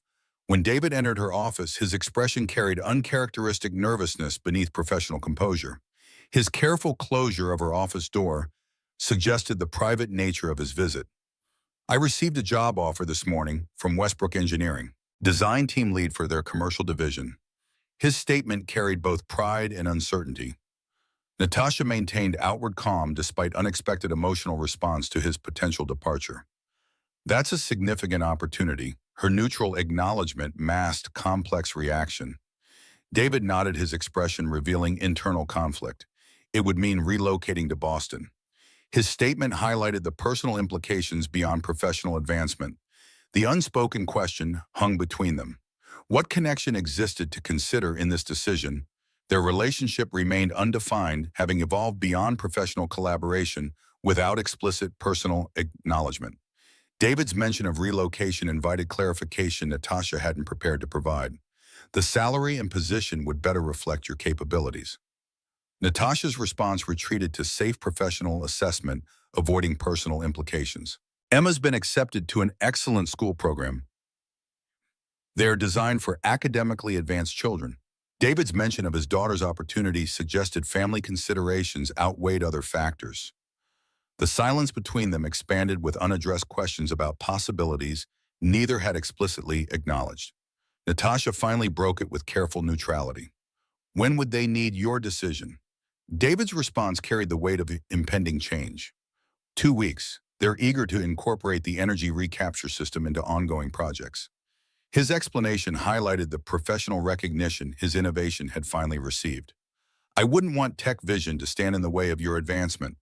Natasha's statement offered professional support while avoiding personal dimensions, her carefully constructed response revealing nothing of her internal conflict. Something in David's expression suggested disappointment at her measured reaction, though his professional demeanor remained intact. I appreciated your mentorship throughout the project. It's been invaluable. His formal gratitude maintained appropriate boundaries while acknowledging her role in his current opportunity. As David departed, Natasha remained at her desk unexpectedly motionless amid the constant movement of executive responsibilities. The potential of his departure created clarity about connection she'd avoided defining even to herself. Beyond professional collaboration or hierarchical interaction, David and Emma had breached carefully constructed walls around her personal isolation. The handmade bracelet still occasionally accompanied her most important presentations, a talisman of genuine connection in the corporate arena of strategic positioning. Emma's unfiltered enthusiasm during her hospital visit had provided rare, authentic interaction in Natasha's carefully managed existence. Most unsettling was recognition of what David's innovative perspective had awakened in her. Not merely professional appreciation, but genuine reconnection with her own engineering passion, long subordinated to executive advancement. His practical, problem-solving approach had reminded her of satisfaction beyond quarterly projections and market positioning. Natasha's intercom chimed with Mitchell's reminder about her next appointment, drawing her back to immediate responsibilities. Yet as she gathered materials for her budget committee meeting, the emotional disruption of David's potential departure remained unresolved, creating awareness of connection she hadn't acknowledged until confronted with its possible loss. The following week passed with mechanical precision as Natasha navigated Tech Vision's daily operations. Board approvals, strategic planning sessions, investor relations, the rhythm of corporate leadership continued uninterrupted, while the uncertainty of David's potential departure remained unaddressed between them.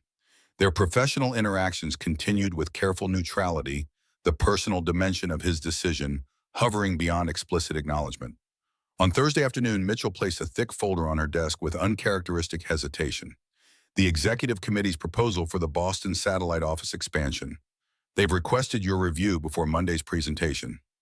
Natasha opened the folder with instinctive executive attention, scanning projected timelines and market analysis before freezing at an unexpected detail. Tech Vision's planned Boston expansion had been in development for months, but the implementation timeline had suddenly accelerated. The strategic initiative now included establishing an innovation center focused on energy efficiency technologies with a proposed launch date just 8 weeks away. She looked up at Mitchell, her expression carefully controlled. Who authorized the accelerated timeline? The executive committee voted yesterday. They were quite enthusiastic about capitalizing on the East Wing project's success. Mitchell's matter-of-fact response carried no awareness of personal implications. After Mitchell departed, Natasha studied the proposal with growing recognition of opportunity beyond business strategy. The Boston expansion created potential alignment between corporate objectives and personal considerations that had seemed irreconcilable days earlier. The Innovation Center would require leadership with precisely David's expertise, creating legitimate professional justification for what had begun to feel like personal motivation. Natasha reached for her phone, then hesitated, recognizing the delicacy of the situation. A direct job offer might appear as corporate counterplay against a competitor rather than genuine opportunity. The personal dimension of their connection required consideration beyond strategic positioning. Instead, she drafted an email requesting a project consultation meeting the following morning, maintaining professional framing while creating opportunity for in-person discussion. David's prompt acceptance carried no indication whether he perceived deeper purpose beyond technical consultation. When he arrived in her office the next day, David's professional composure revealed nothing of his decision process regarding Boston. The careful distance he maintained as they discussed technical specifications suggested deliberate boundary reinforcement rather than continued connection. Natasha allowed their technical discussion to reach natural conclusion before introducing the actual purpose of their meeting. "I've been reviewing the Boston expansion plans."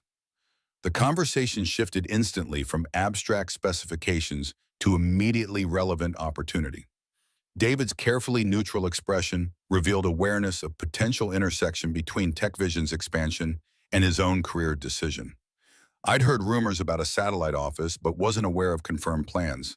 His measured response avoided revealing his current thinking about Westbrook's offer.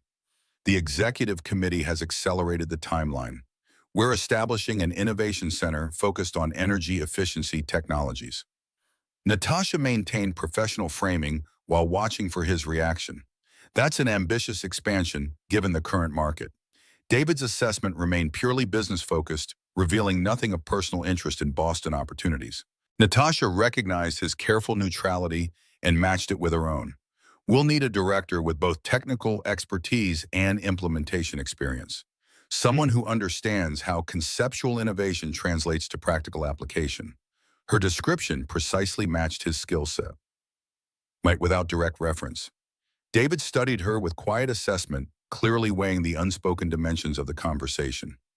Would this position report directly to Chicago leadership? His question probed organizational positioning rather than expressing direct interest. "Director level with VP potential within 18 months reporting to me until the expansion reaches Phase 2 benchmarks." Natasha's response outlined career advancement opportunities beyond his current trajectory, deliberately excluding explicit mention of his personal considerations. David's measured nod acknowledged the information without revealing his thinking. An interesting development for TechVision's market position. His comment maintained professional distance rather than personal engagement. The silence between them expanded with unaddressed implications. Natasha finally broke it with careful directness. "I'd like you to consider the position, David. Your work on the East Wing project demonstrated exactly the leadership and innovation the center requires." Something shifted in David's expression. Not surprise at the offer, but perhaps at its direct nature after days of careful professional distance. "I appreciate your confidence. The Westbrook opportunity is compelling, but I haven't made my final decision." His acknowledgement of competing options established negotiating position while revealing his continued deliberation. TechVision can match or exceed their compensation package. Natasha's immediate response framed the discussion in conventional business terms, establishing her seriousness while avoiding personal dimensions. David's slight smile suggested recognition of deliberate omission. Compensation is certainly a consideration, but not the only factor. His statement invited acknowledgement of the unaddressed aspects of his potential relocation. Natasha hesitated, then stepped beyond purely professional framing. Emma's educational opportunities would be a priority in the relocation package. Her explicit mention of his daughter acknowledged the personal dimensions they'd carefully circumvented. David's expression revealed surprise at her direct reference, the professional barriers momentarily lowered. "She's been accepted at Brookline Academy, a program for academically gifted children with hands-on engineering focus." His shared detail about Emma signaled willingness to discuss personal considerations alongside professional opportunity. Their conversation gradually evolved beyond organizational charts and compensation structures to include housing considerations, Boston neighborhoods, and Emma's transition requirements. The natural flow between professional and personal topics revealed the multidimensional connection they developed since Christmas Eve, even as both maintained careful boundaries. When David finally left her office an hour later, the situation remained unresolved, his decision still pending, despite TechVision's compelling counteroffer. Natasha found herself in unfamiliar territory. Accustomed to decisive business negotiations rather than complex personal-professional intersections, where outcomes involved emotional considerations beyond strategic positioning. The following week brought increasing pressure from multiple directions. The executive committee pressed for details on Innovation Center leadership, viewing the initiative as TechVision's counter to emerging market competitors. David continued coordinating East Wing system optimization while maintaining careful professional distance in their interactions, his pending decision creating underlying tension neither explicitly acknowledged. On Wednesday afternoon, Mitchell interrupted Natasha's strategic planning session with unusually dramatic entrance. "Mr. Westbrook is in the lobby requesting a few minutes of your time. He's not on the calendar but seems quite determined."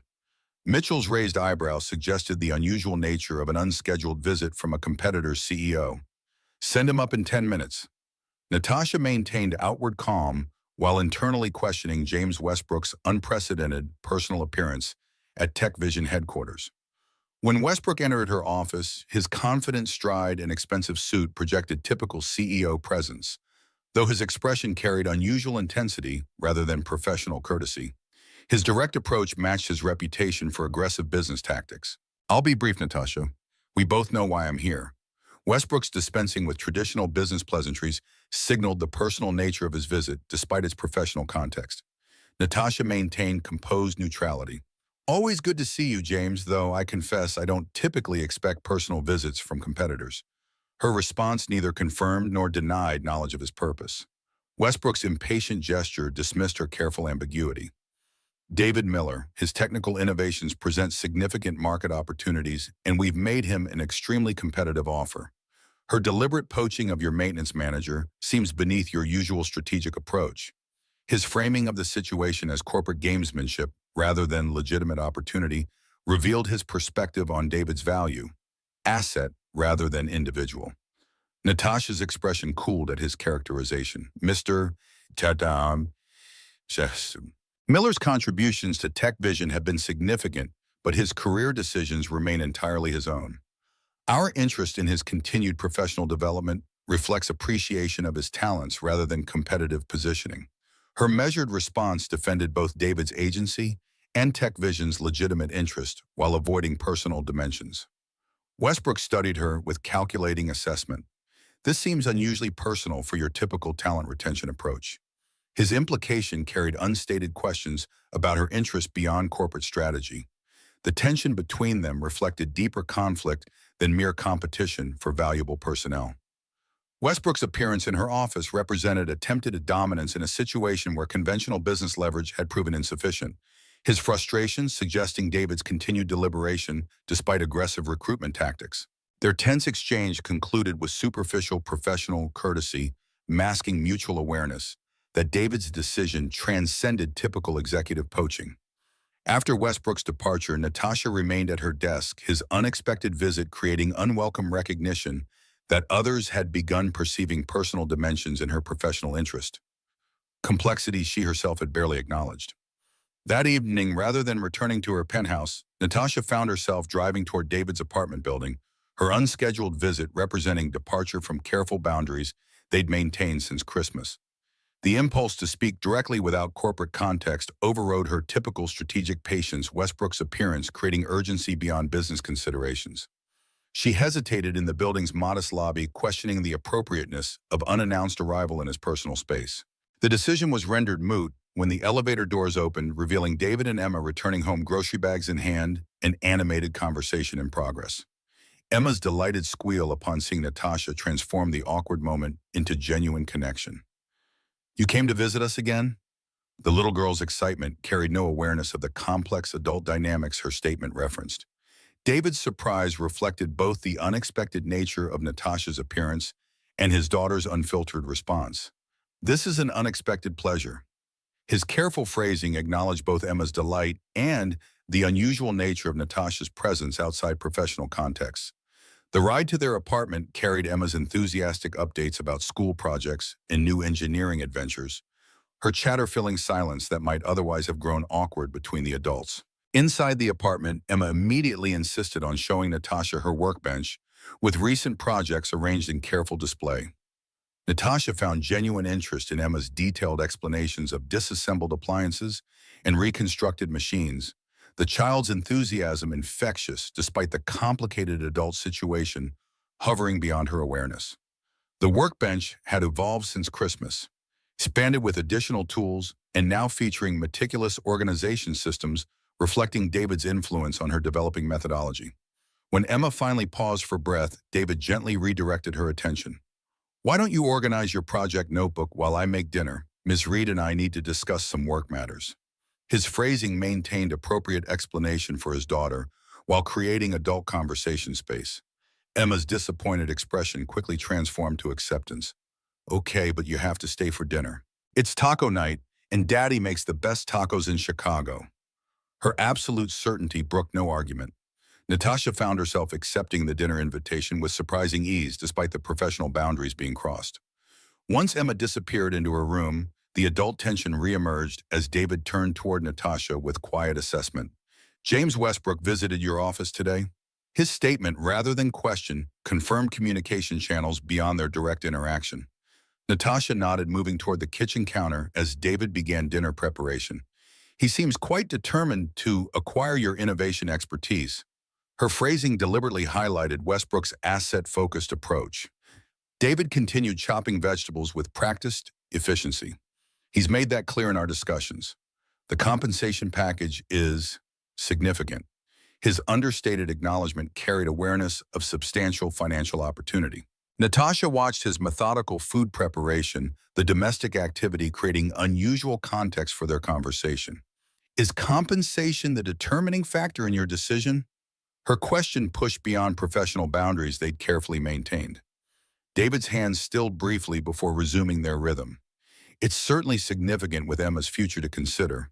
But no, not the only factor." His admission acknowledged complex considerations beyond financial advancement. The silence between them expanded with unaddressed dimensions until Natasha finally voiced the question beneath their careful professional interactions. "Why did you tell him about our offer?" Her query revealed vulnerability unusual for her executive persona. David's expression reflected surprise at her directness. "I didn't. My decision timeline created negotiating pressure, and Westbrook apparently decided direct intervention might accelerate the process." His explanation carried no indication of using competing offers as leverage tactics. Their conversation paused as Emma returned with project notebooks, her presence creating natural boundary for adult discussion complexity. Dinner preparation became collaborative activity, with Emma directing Natasha in proper taco assembly techniques, with exacting standards reflecting her father's influence on her developing perfectionism. The domestic scene, sharing simple meal preparation in modest kitchen, created dissonance with Natasha's typical evening routine of catered executive dinners or solitary meals in her designer kitchen. Yet the ease of their interaction reflected genuine connection beyond Christmas coincidence or professional collaboration. Only after Emma reluctantly departed for bedtime reading did their conversation resume its earlier seriousness. David's expression carried new resolve as he turned toward Natasha. "Emma's school acceptance at Brookline expires next week. I need to make this decision for her sake more than my own." His statement acknowledged the parental responsibility underlying his professional considerations. Natasha recognized the opportunity for honesty beyond business negotiation. "What would make your decision clearer?" Her question invited factors beyond conventional career considerations. David studied her with careful assessment before responding. "Professional opportunity exists in both positions. The innovation potential seems greater at Tech Vision given the dedicated center rather than existing department structures." His analysis remained focused on work dimensions rather than personal factors. Natasha maintained his analytical framing while pushing toward deeper considerations. "And beyond professional factors, Her question invited acknowledgement of the personal connection they'd established. David's expression revealed internal debate before responding with unexpected directness. Whatever exists between us would eventually encounter significant complications given organizational hierarchy. TechVision's current structure places 17 reporting levels between maintenance management and CEO. Even the innovation director position would report through multiple VP layers. His pragmatic assessment addressed organizational realities they'd temporarily bridge through project collaboration. Natasha absorbed his practical analysis, recognizing truth in structural complications beyond personal connection.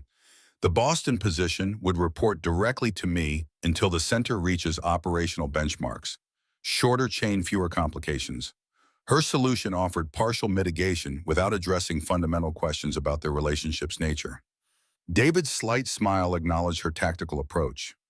Professional reporting structures aren't the only consideration when single parents contemplate major life changes. Emma's stability, community connections, support systems. These factors outweigh career advancement in many respects. His perspective reflected priorities shaped by parental responsibility rather than conventional ambition. As their conversation continued into evening hours, professional discussion gradually yielded to personal considerations beyond organizational charts. David shared Emma's adjustment challenges after her mother's death, the careful balance he maintained between career opportunities and parental responsibilities, and his uncertainty about disrupting her newly established stability with significant relocation. Natasha found herself offering unexpected personal disclosure in return. Her driven career path following her father's abandonment, the gradual isolation that accompanied professional advancement, and recent recognition of success, metrics that excluded meaningful connection. Their exchange created a bridge between professional collaboration and personal understanding that transcended typical executive-employee dynamics. When Natasha finally departed near midnight, their conversation had established new honesty without resolving David's decision. The complexity of their situation acknowledged factors beyond conventional career considerations or corporate strategy. Personal dimensions neither had explicitly defined yet, both recognized as increasingly significant. The following days created increasing pressure as decision deadlines approached from multiple directions. The executive committee pressed for Innovation Center leadership confirmation, while Westbrook continued aggressive recruitment tactics with escalating financial incentives. David maintained professional focus on East Wing system optimization, while clearly wrestling with life-changing decisions beyond TechVision's walls. Their careful professional interactions contained no reference to their evening conversation. Corporate context re-invoking boundaries temporarily lowered in his apartment, yet something had fundamentally shifted between them. Honesty established that couldn't be withdrawn despite resumed professional distance. On Monday morning, David requested a brief meeting through official channels rather than direct communication. The formality suggested decision reached rather than continued deliberation, his careful protocol indicating professional rather than personal context for their interaction. When he entered her office precisely at the scheduled time, his composed expression revealed nothing of his decision process. His opening statement maintained professional framing. "I've reached a decision regarding the competing opportunities." His careful phrasing acknowledged the business dimension without personal reference. Natasha matched his professional approach, executive mask firmly in place, despite internal tension. "I appreciate your thoughtful consideration of TechVision's offer." Her response maintained appropriate distance despite their recent personal conversation. David placed a folder on her desk containing organized documentation. "I've decided to accept the Innovation Director position contingent on several specific terms." His statement confirmed acceptance, while establishing negotiating position rather than simple agreement. The relief that flooded Natasha's system remained carefully contained behind professional composure as she reviewed his proposed terms. Most reflected standard executive package elements, compensation structure, relocation allowance, performance metrics. The final item, however, carried unique specificity beyond conventional negotiations. Direct reporting relationship to CEO for minimum 24 months, with clear succession planning for subsequent organizational integration. Natasha looked up from the document with careful assessment. The reporting structure requirement is unusual for director-level positions. Her statement invited explanation beyond organizational positioning. David met her gaze with quiet confidence. My innovation approach requires decision authority without excessive approval layers. The center's success depends on implementation speed beyond traditional corporate timelines. His explanation offered legitimate business justification while they both recognized underlying personal dimensions. Their negotiation proceeded with professional efficiency despite mutual awareness of unaddressed personal factors influencing the arrangement. By meeting's conclusion, they had established agreement terms that satisfied both corporate requirements and David's specific conditions, creating framework for professional relationship that acknowledged their unusual connection without explicitly defining personal dimensions. As David prepared to leave, Natasha maintained professional framing despite significant shift in their situation. Welcome to the executive team, Director Miller. The formality of her statement carried underlying acknowledgement of boundaries still required despite his acceptance. David's measured response matched her careful balance. Thank you for the opportunity, Ms. Reed. His use of her formal address recognized continued professional context despite personal understanding developed between them. Only after he departed did Natasha allow genuine emotion to surface briefly, satisfaction beyond strategic victory or corporate advancement. David's acceptance created legitimate professional context for continued connection while respecting necessary boundaries given their respective positions. The announcement of David's appointment generated predictable corporate ripples. Facilities department concern about losing valuable expertise, executive committee questions about unconventional promotion trajectory, and inevitable organizational speculation about leadership's sudden interest in maintenance management talent. Natasha navigated the political dimensions with practiced executive skill, framing David's appointment within broader innovation strategy rather than isolated personnel decision. His implementation success with the East Wing project provided convenient justification that satisfied most organizational questions while obscuring personal dimensions behind strategic positioning. The transition process accelerated with corporate efficiency once decisions were confirmed. Relocation specialists arranged Boston housing options tailored to David's specifications regarding Emma's school proximity and neighborhood safety. TechVision's legal team finalized his employment contract with careful attention to his specific terms, particularly the direct reporting relationship that bypassed conventional organizational layers.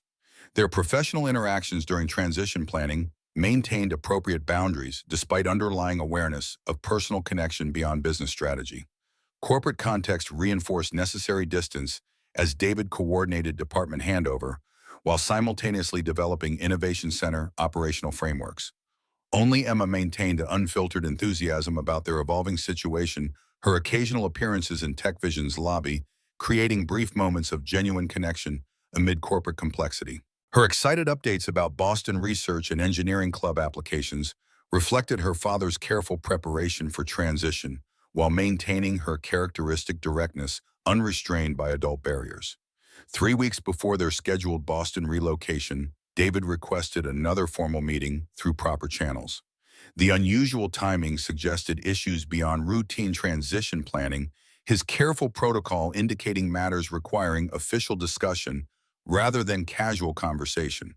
When he arrived at her office, his expression carried tension beyond normal transition stress. I've received another communication from Westbrook Engineering. His statement suggested continued competitive pressure despite his confirmed TechVision commitment. Natasha maintained professional calm despite internal alarm. What are they offering now? Her question assumed financial escalation rather than alternative approach.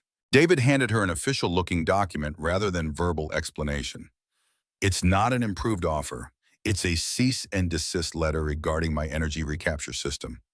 His measured tone contrasted with the serious legal implications. Natasha scanned the document with growing concern. Westbrook Engineering claimed prior patent application for substantially similar technology developed under their research division, threatening litigation against both David personally and any corporate entity implementing his system. The legal threat created multiple complications beyond typical competitive maneuvering. TechVision's Innovation Center strategy centered specifically around David's technology fund with significant investment already committed to implementation infrastructure. More concerning was potential personal liability for David if Westbrook pursued aggressive litigation. Natasha maintained outward composure while internally assessing strategic options. I'll have legal review this immediately. These tactics seem suspiciously timed given your declined offer. Her analysis suggested retaliatory motivation rather than legitimate intellectual property protection. David's expression revealed complicated emotions beyond professional concern. Emma's future depends on this position if there's legitimate patent conflict. His unfinished statement acknowledged personal vulnerability beyond corporate implications. The situation created new dimensions in their relationship as Natasha found herself unexpectedly protective beyond business considerations. Westbrook's targeting of David personally rather than simply challenging corporate implementation revealed vindictive approach, potentially threatening his family's stability beyond professional opportunity. Natasha's response carried certainty beyond typical business assurance. "We'll resolve this, David. TechVision stands behind our commitments, both to your innovation and your position." Her statement pledged support extending beyond conventional employer-employee protection.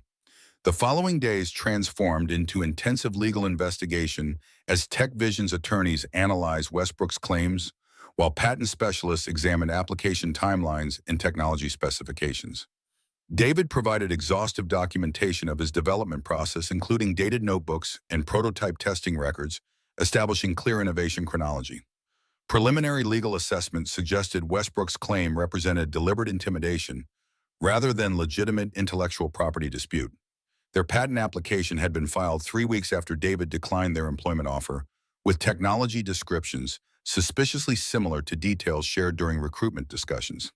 Despite favorable initial analysis, the situation created genuine threat to Innovation Center, timeline, and David's relocation plans. Legal resolution could require months even, with compelling evidence of Westbrook's tactical motivation potentially delaying implementation, while Emma's school acceptance deadline approached inexorably. The conflict created new pressure in Natasha's carefully structured professional life. Beyond business implications for TechVision's strategic initiative, she found herself increasingly concerned about personal consequences for David and Emma should legal complications disrupt their carefully planned transition. On Thursday afternoon, Mitchell interrupted Natasha's strategic planning session with unusual urgency. "James Westbrook is requesting another meeting. He's downstairs and quite insistent." Mitchell's expression suggested the competitor's demeanor exceeded typical business assertiveness. "Send him up." Natasha's immediate response revealed readiness for confrontation rather than strategic avoidance.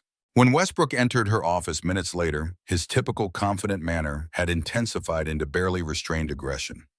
His opening statement dispensed with business pleasantries. "Your legal department seems remarkably unresponsive to legitimate intellectual property concerns." His framing attempted to establish legal righteousness despite tactical motivation. Natasha maintained composed professionalism despite internal recognition of Westbrook's manipulative approach. "Our attorneys are conducting appropriate due diligence regarding your claims, James. Preliminary assessment suggests interesting timing correlation between your patent application and Mr. Miller's declined employment offer." Her response challenged his legal positioning while suggesting awareness of retaliatory motivation. Westbrook's expression hardened at her implied accusation. "The technology belongs to Westbrook Engineering, regardless of development timeline. We're prepared for extended litigation if necessary." His threat carried calculated awareness of delay implications beyond legal outcomes. The confrontation revealed Westbrook's actual strategy, leveraging legal complexity to disrupt implementation timeline regardless of eventual resolution. The approach targeted both TechVision's strategic initiative and David's personal transition, creating maximum pressure through deliberate complication rather than legitimate intellectual property protection. Natasha recognized the tactical nature of his approach while maintaining outward calm.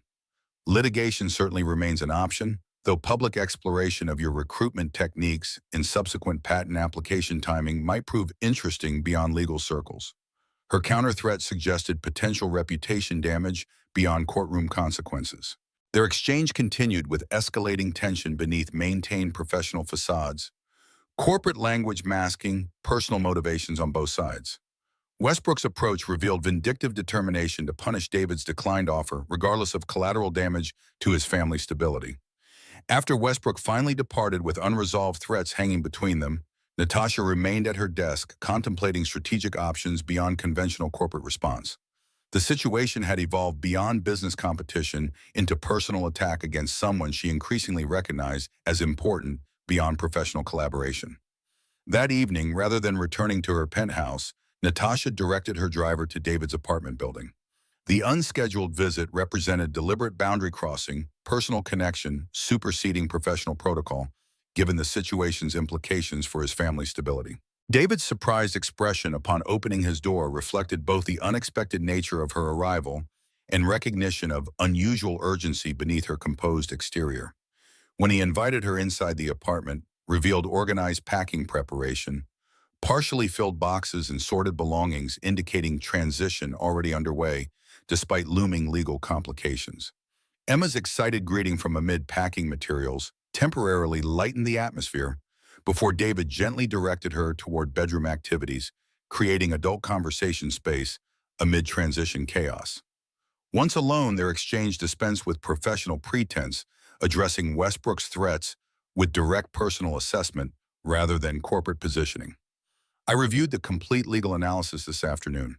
Westbrook's claim has minimal legitimate standing, but could create significant implementation delays through procedural complications. Natasha's assessment acknowledged the tactical rather than substantive nature of the threat. David's expression revealed parental concern beyond professional implications. Emma's school deposit deadline is next Wednesday. If we postpone the move and lose her placement, his unfinished statement acknowledged the personal stakes transcending corporate strategy. Their conversation evolved beyond conventional employer-employee dynamics as they considered options ranging from accelerated relocation, ahead of legal resolution, to modified implementation timeline, separating David's transition from technology deployment. The ease of their collaborative problem-solving reflected genuine partnership, transcending organizational hierarchy, with Emma's stability receiving priority alongside business considerations. As their discussion continued into evening hours, the modest apartment with its half-packed belongings created context fundamentally different from corporate meeting rooms. The visible evidence of impending life transition, Emma's carefully labeled toy boxes and David's organized household systems, highlighted personal dimensions beyond strategic business initiatives. Their evolving connection found expression through practical problem-solving rather than explicit emotional discussion, addressing concrete challenges while acknowledging the relationship's unusual nature through collaborative approach rather than hierarchical direction. When Natasha finally departed near midnight, they had established modified transition plan, prioritizing Emma's educational opportunity while creating flexible implementation timeline for the Innovation Center. The following morning brought unexpected development when Mitchell entered Natasha's office with unusual excitement. The Patent Office responded to our priority review request regarding Miller's energy system. They've confirmed his application predates Westbrook's by over 14 months, with sufficient technical differentiation to render interference claims invalid. Mitchell's information transformed the conflict's trajectory beyond anticipated legal complexity. The patent confirmation created immediate strategic advantage in their conflict with Westbrook, providing indisputable timeline evidence, rendering his claims transparently retaliatory rather than legitimate intellectual property protection. More importantly for David's situation, the official determination removed potential legal barriers to his innovation implementation and family transition. Natasha immediately contacted David through their newly established direct communication rather than corporate channels. When he answered her statement, dispensed with professional protocol in favor of immediate relief. The Patent Office confirmed your priority claim. Westbrook's challenge has zero legitimate standing. The rapid sharing of positive development reflected personal investment beyond business implications. The changed circumstances accelerated transition plans with renewed corporate efficiency. Legal department prepared comprehensive response to Westbrook's threats, leveraging Patent Office determination and suggesting potential counterclaims regarding anti-competitive practices. Innovation Center implementation timeline resumed original schedule with David's relocation arrangements proceeding without further complication. 2 weeks later, Natasha found herself standing in Boston's Beacon Hill neighborhood outside a newly renovated brownstone that would become David and Emma's home. The property combined historic exterior with modernized interior featuring dedicated workspace for David's continued innovation development and carefully designed project area for Emma's expanding engineering interests. David appeared momentarily surprised when Natasha arrived for the scheduled walk through their Boston interaction, representing new phase in their evolving relationship. While Emma raced through rooms claiming spaces and planning modifications, the adults conducted practical inspection with comfortable familiarity, transcending their former hierarchical distance. The Boston property represented physical manifestation of transition, extending beyond geographic relocation. Its careful selection reflected priorities balancing professional opportunity with family stability.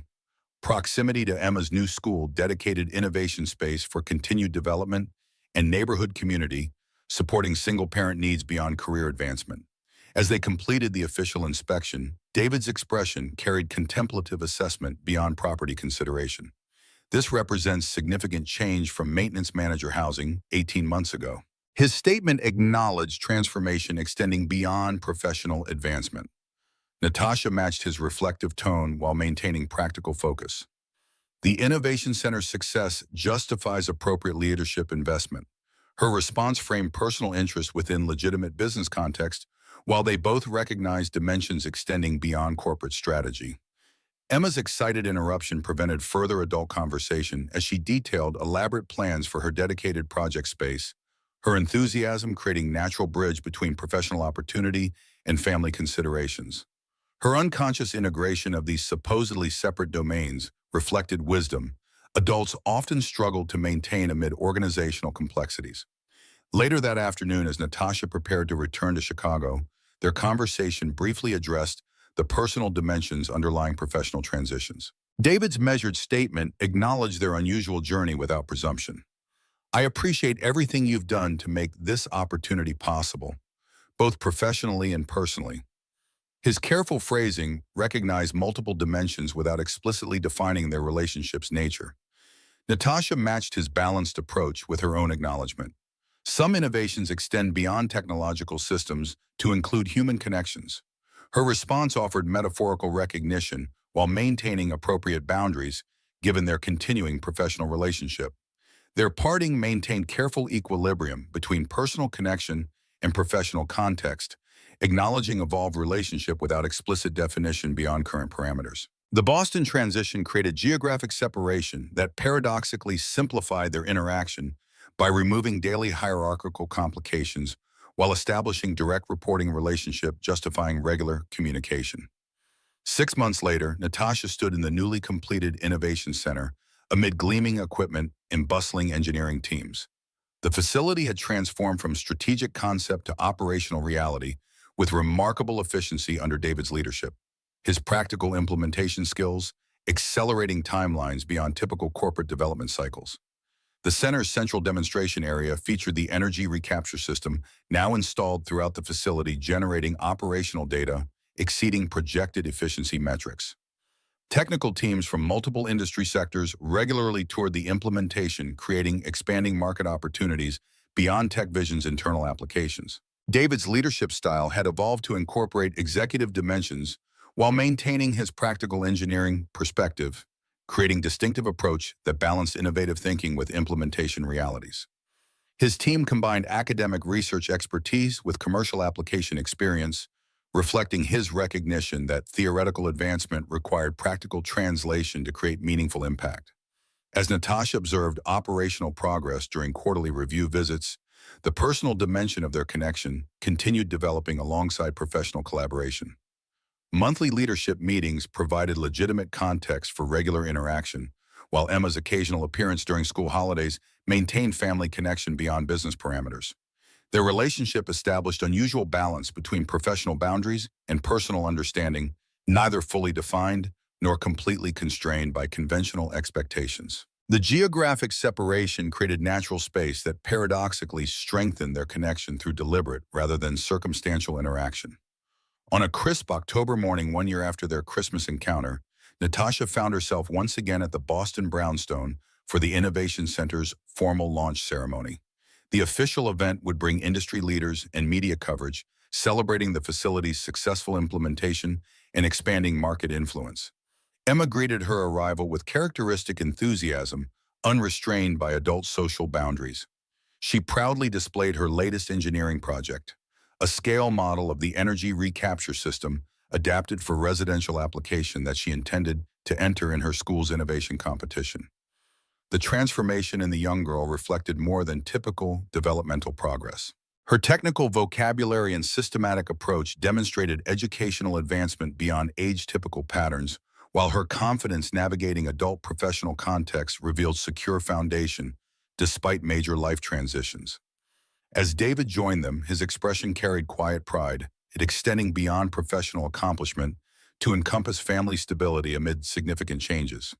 The past year had established new patterns balancing career advancement with parental priorities. His leadership role structured specifically to accommodate Emma's schedule while maintaining innovation momentum. Their conversation flowed easily between professional assessment and personal connection, the boundaries between domains increasingly permeable without sacrificing appropriate distinctions. When Emma departed to prepare her presentation materials for the ceremony, David turned toward Natasha with reflective assessment. This past year has defied conventional metrics in unexpected ways. His statement acknowledged transformation extending beyond professional advancement or corporate strategy. Natasha matched his contemplative tone.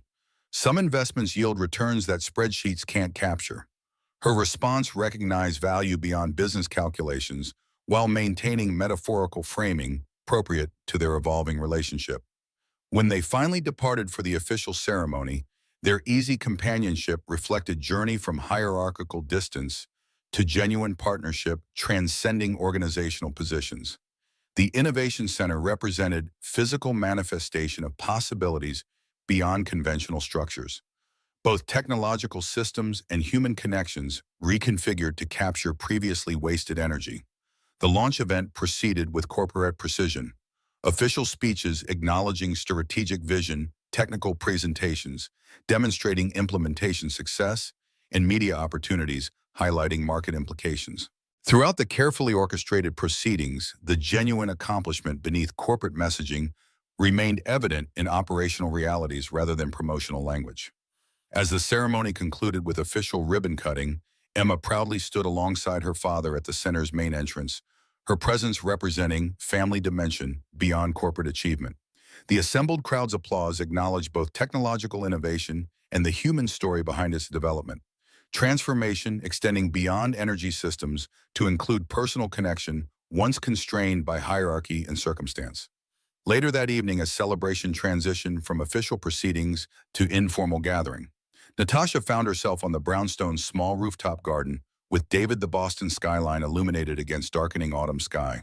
Their conversation had evolved beyond implementation metrics to broader reflections on the year's unexpected journey, from Christmas coincidence to deliberate connection. David's expression carried contemplative assessment beyond professional satisfaction. Emma asked me something interesting this morning. His statement invited shared perspective rather than corporate discussion. Natasha recognized the shift toward personal territory with comfortable acceptance rather than professional caution. What wisdom did our young engineer offer today? Her question acknowledged the child's surprising insight that frequently transcended adult complexity. David's slight smile reflected parental pride beyond specific achievement. She asked when you were going to become part of our family, officially since you already act like it. His sharing of Emma's direct question invited response without presumption or pressure.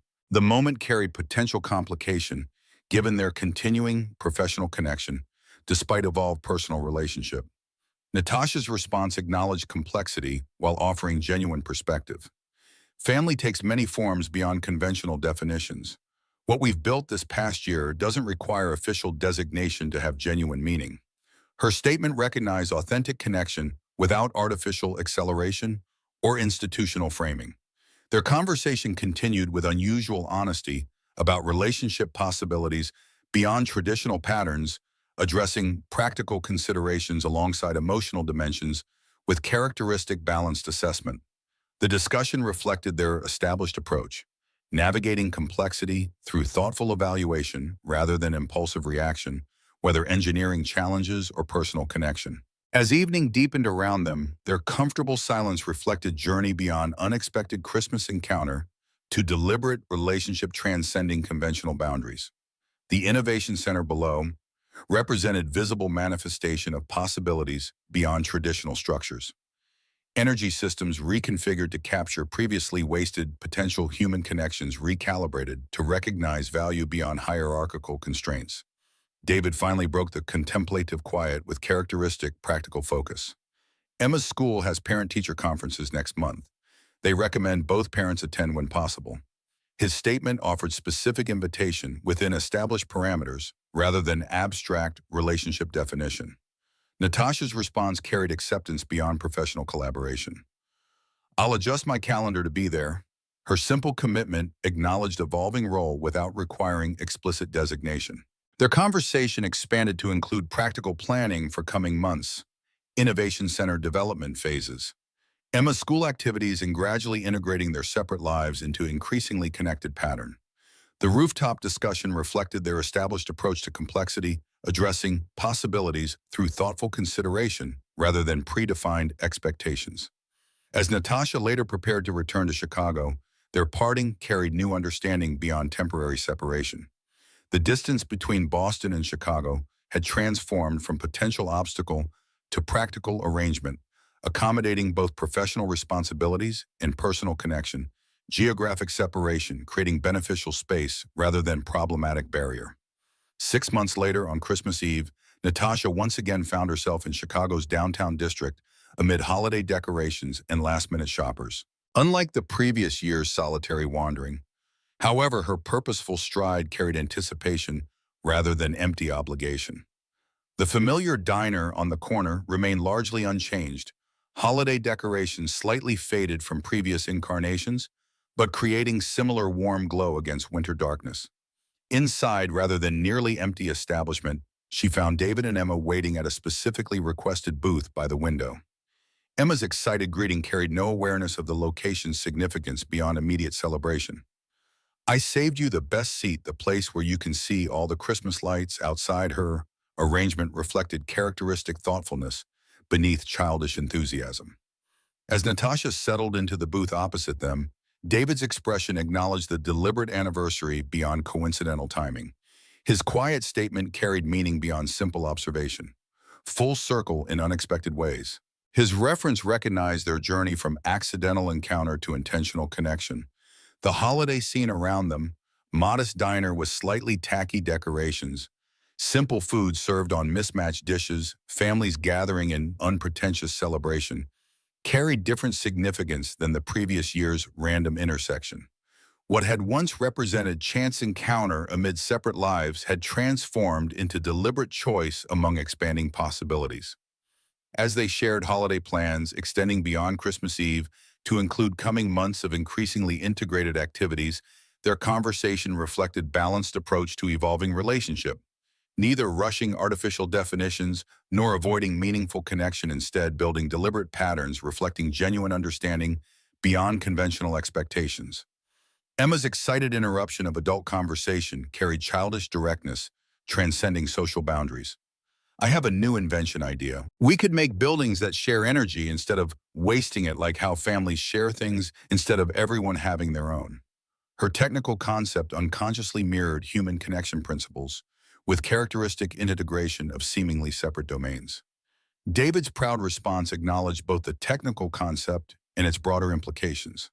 That's exactly what innovation should accomplish, finding connection points that transform waste into shared resources.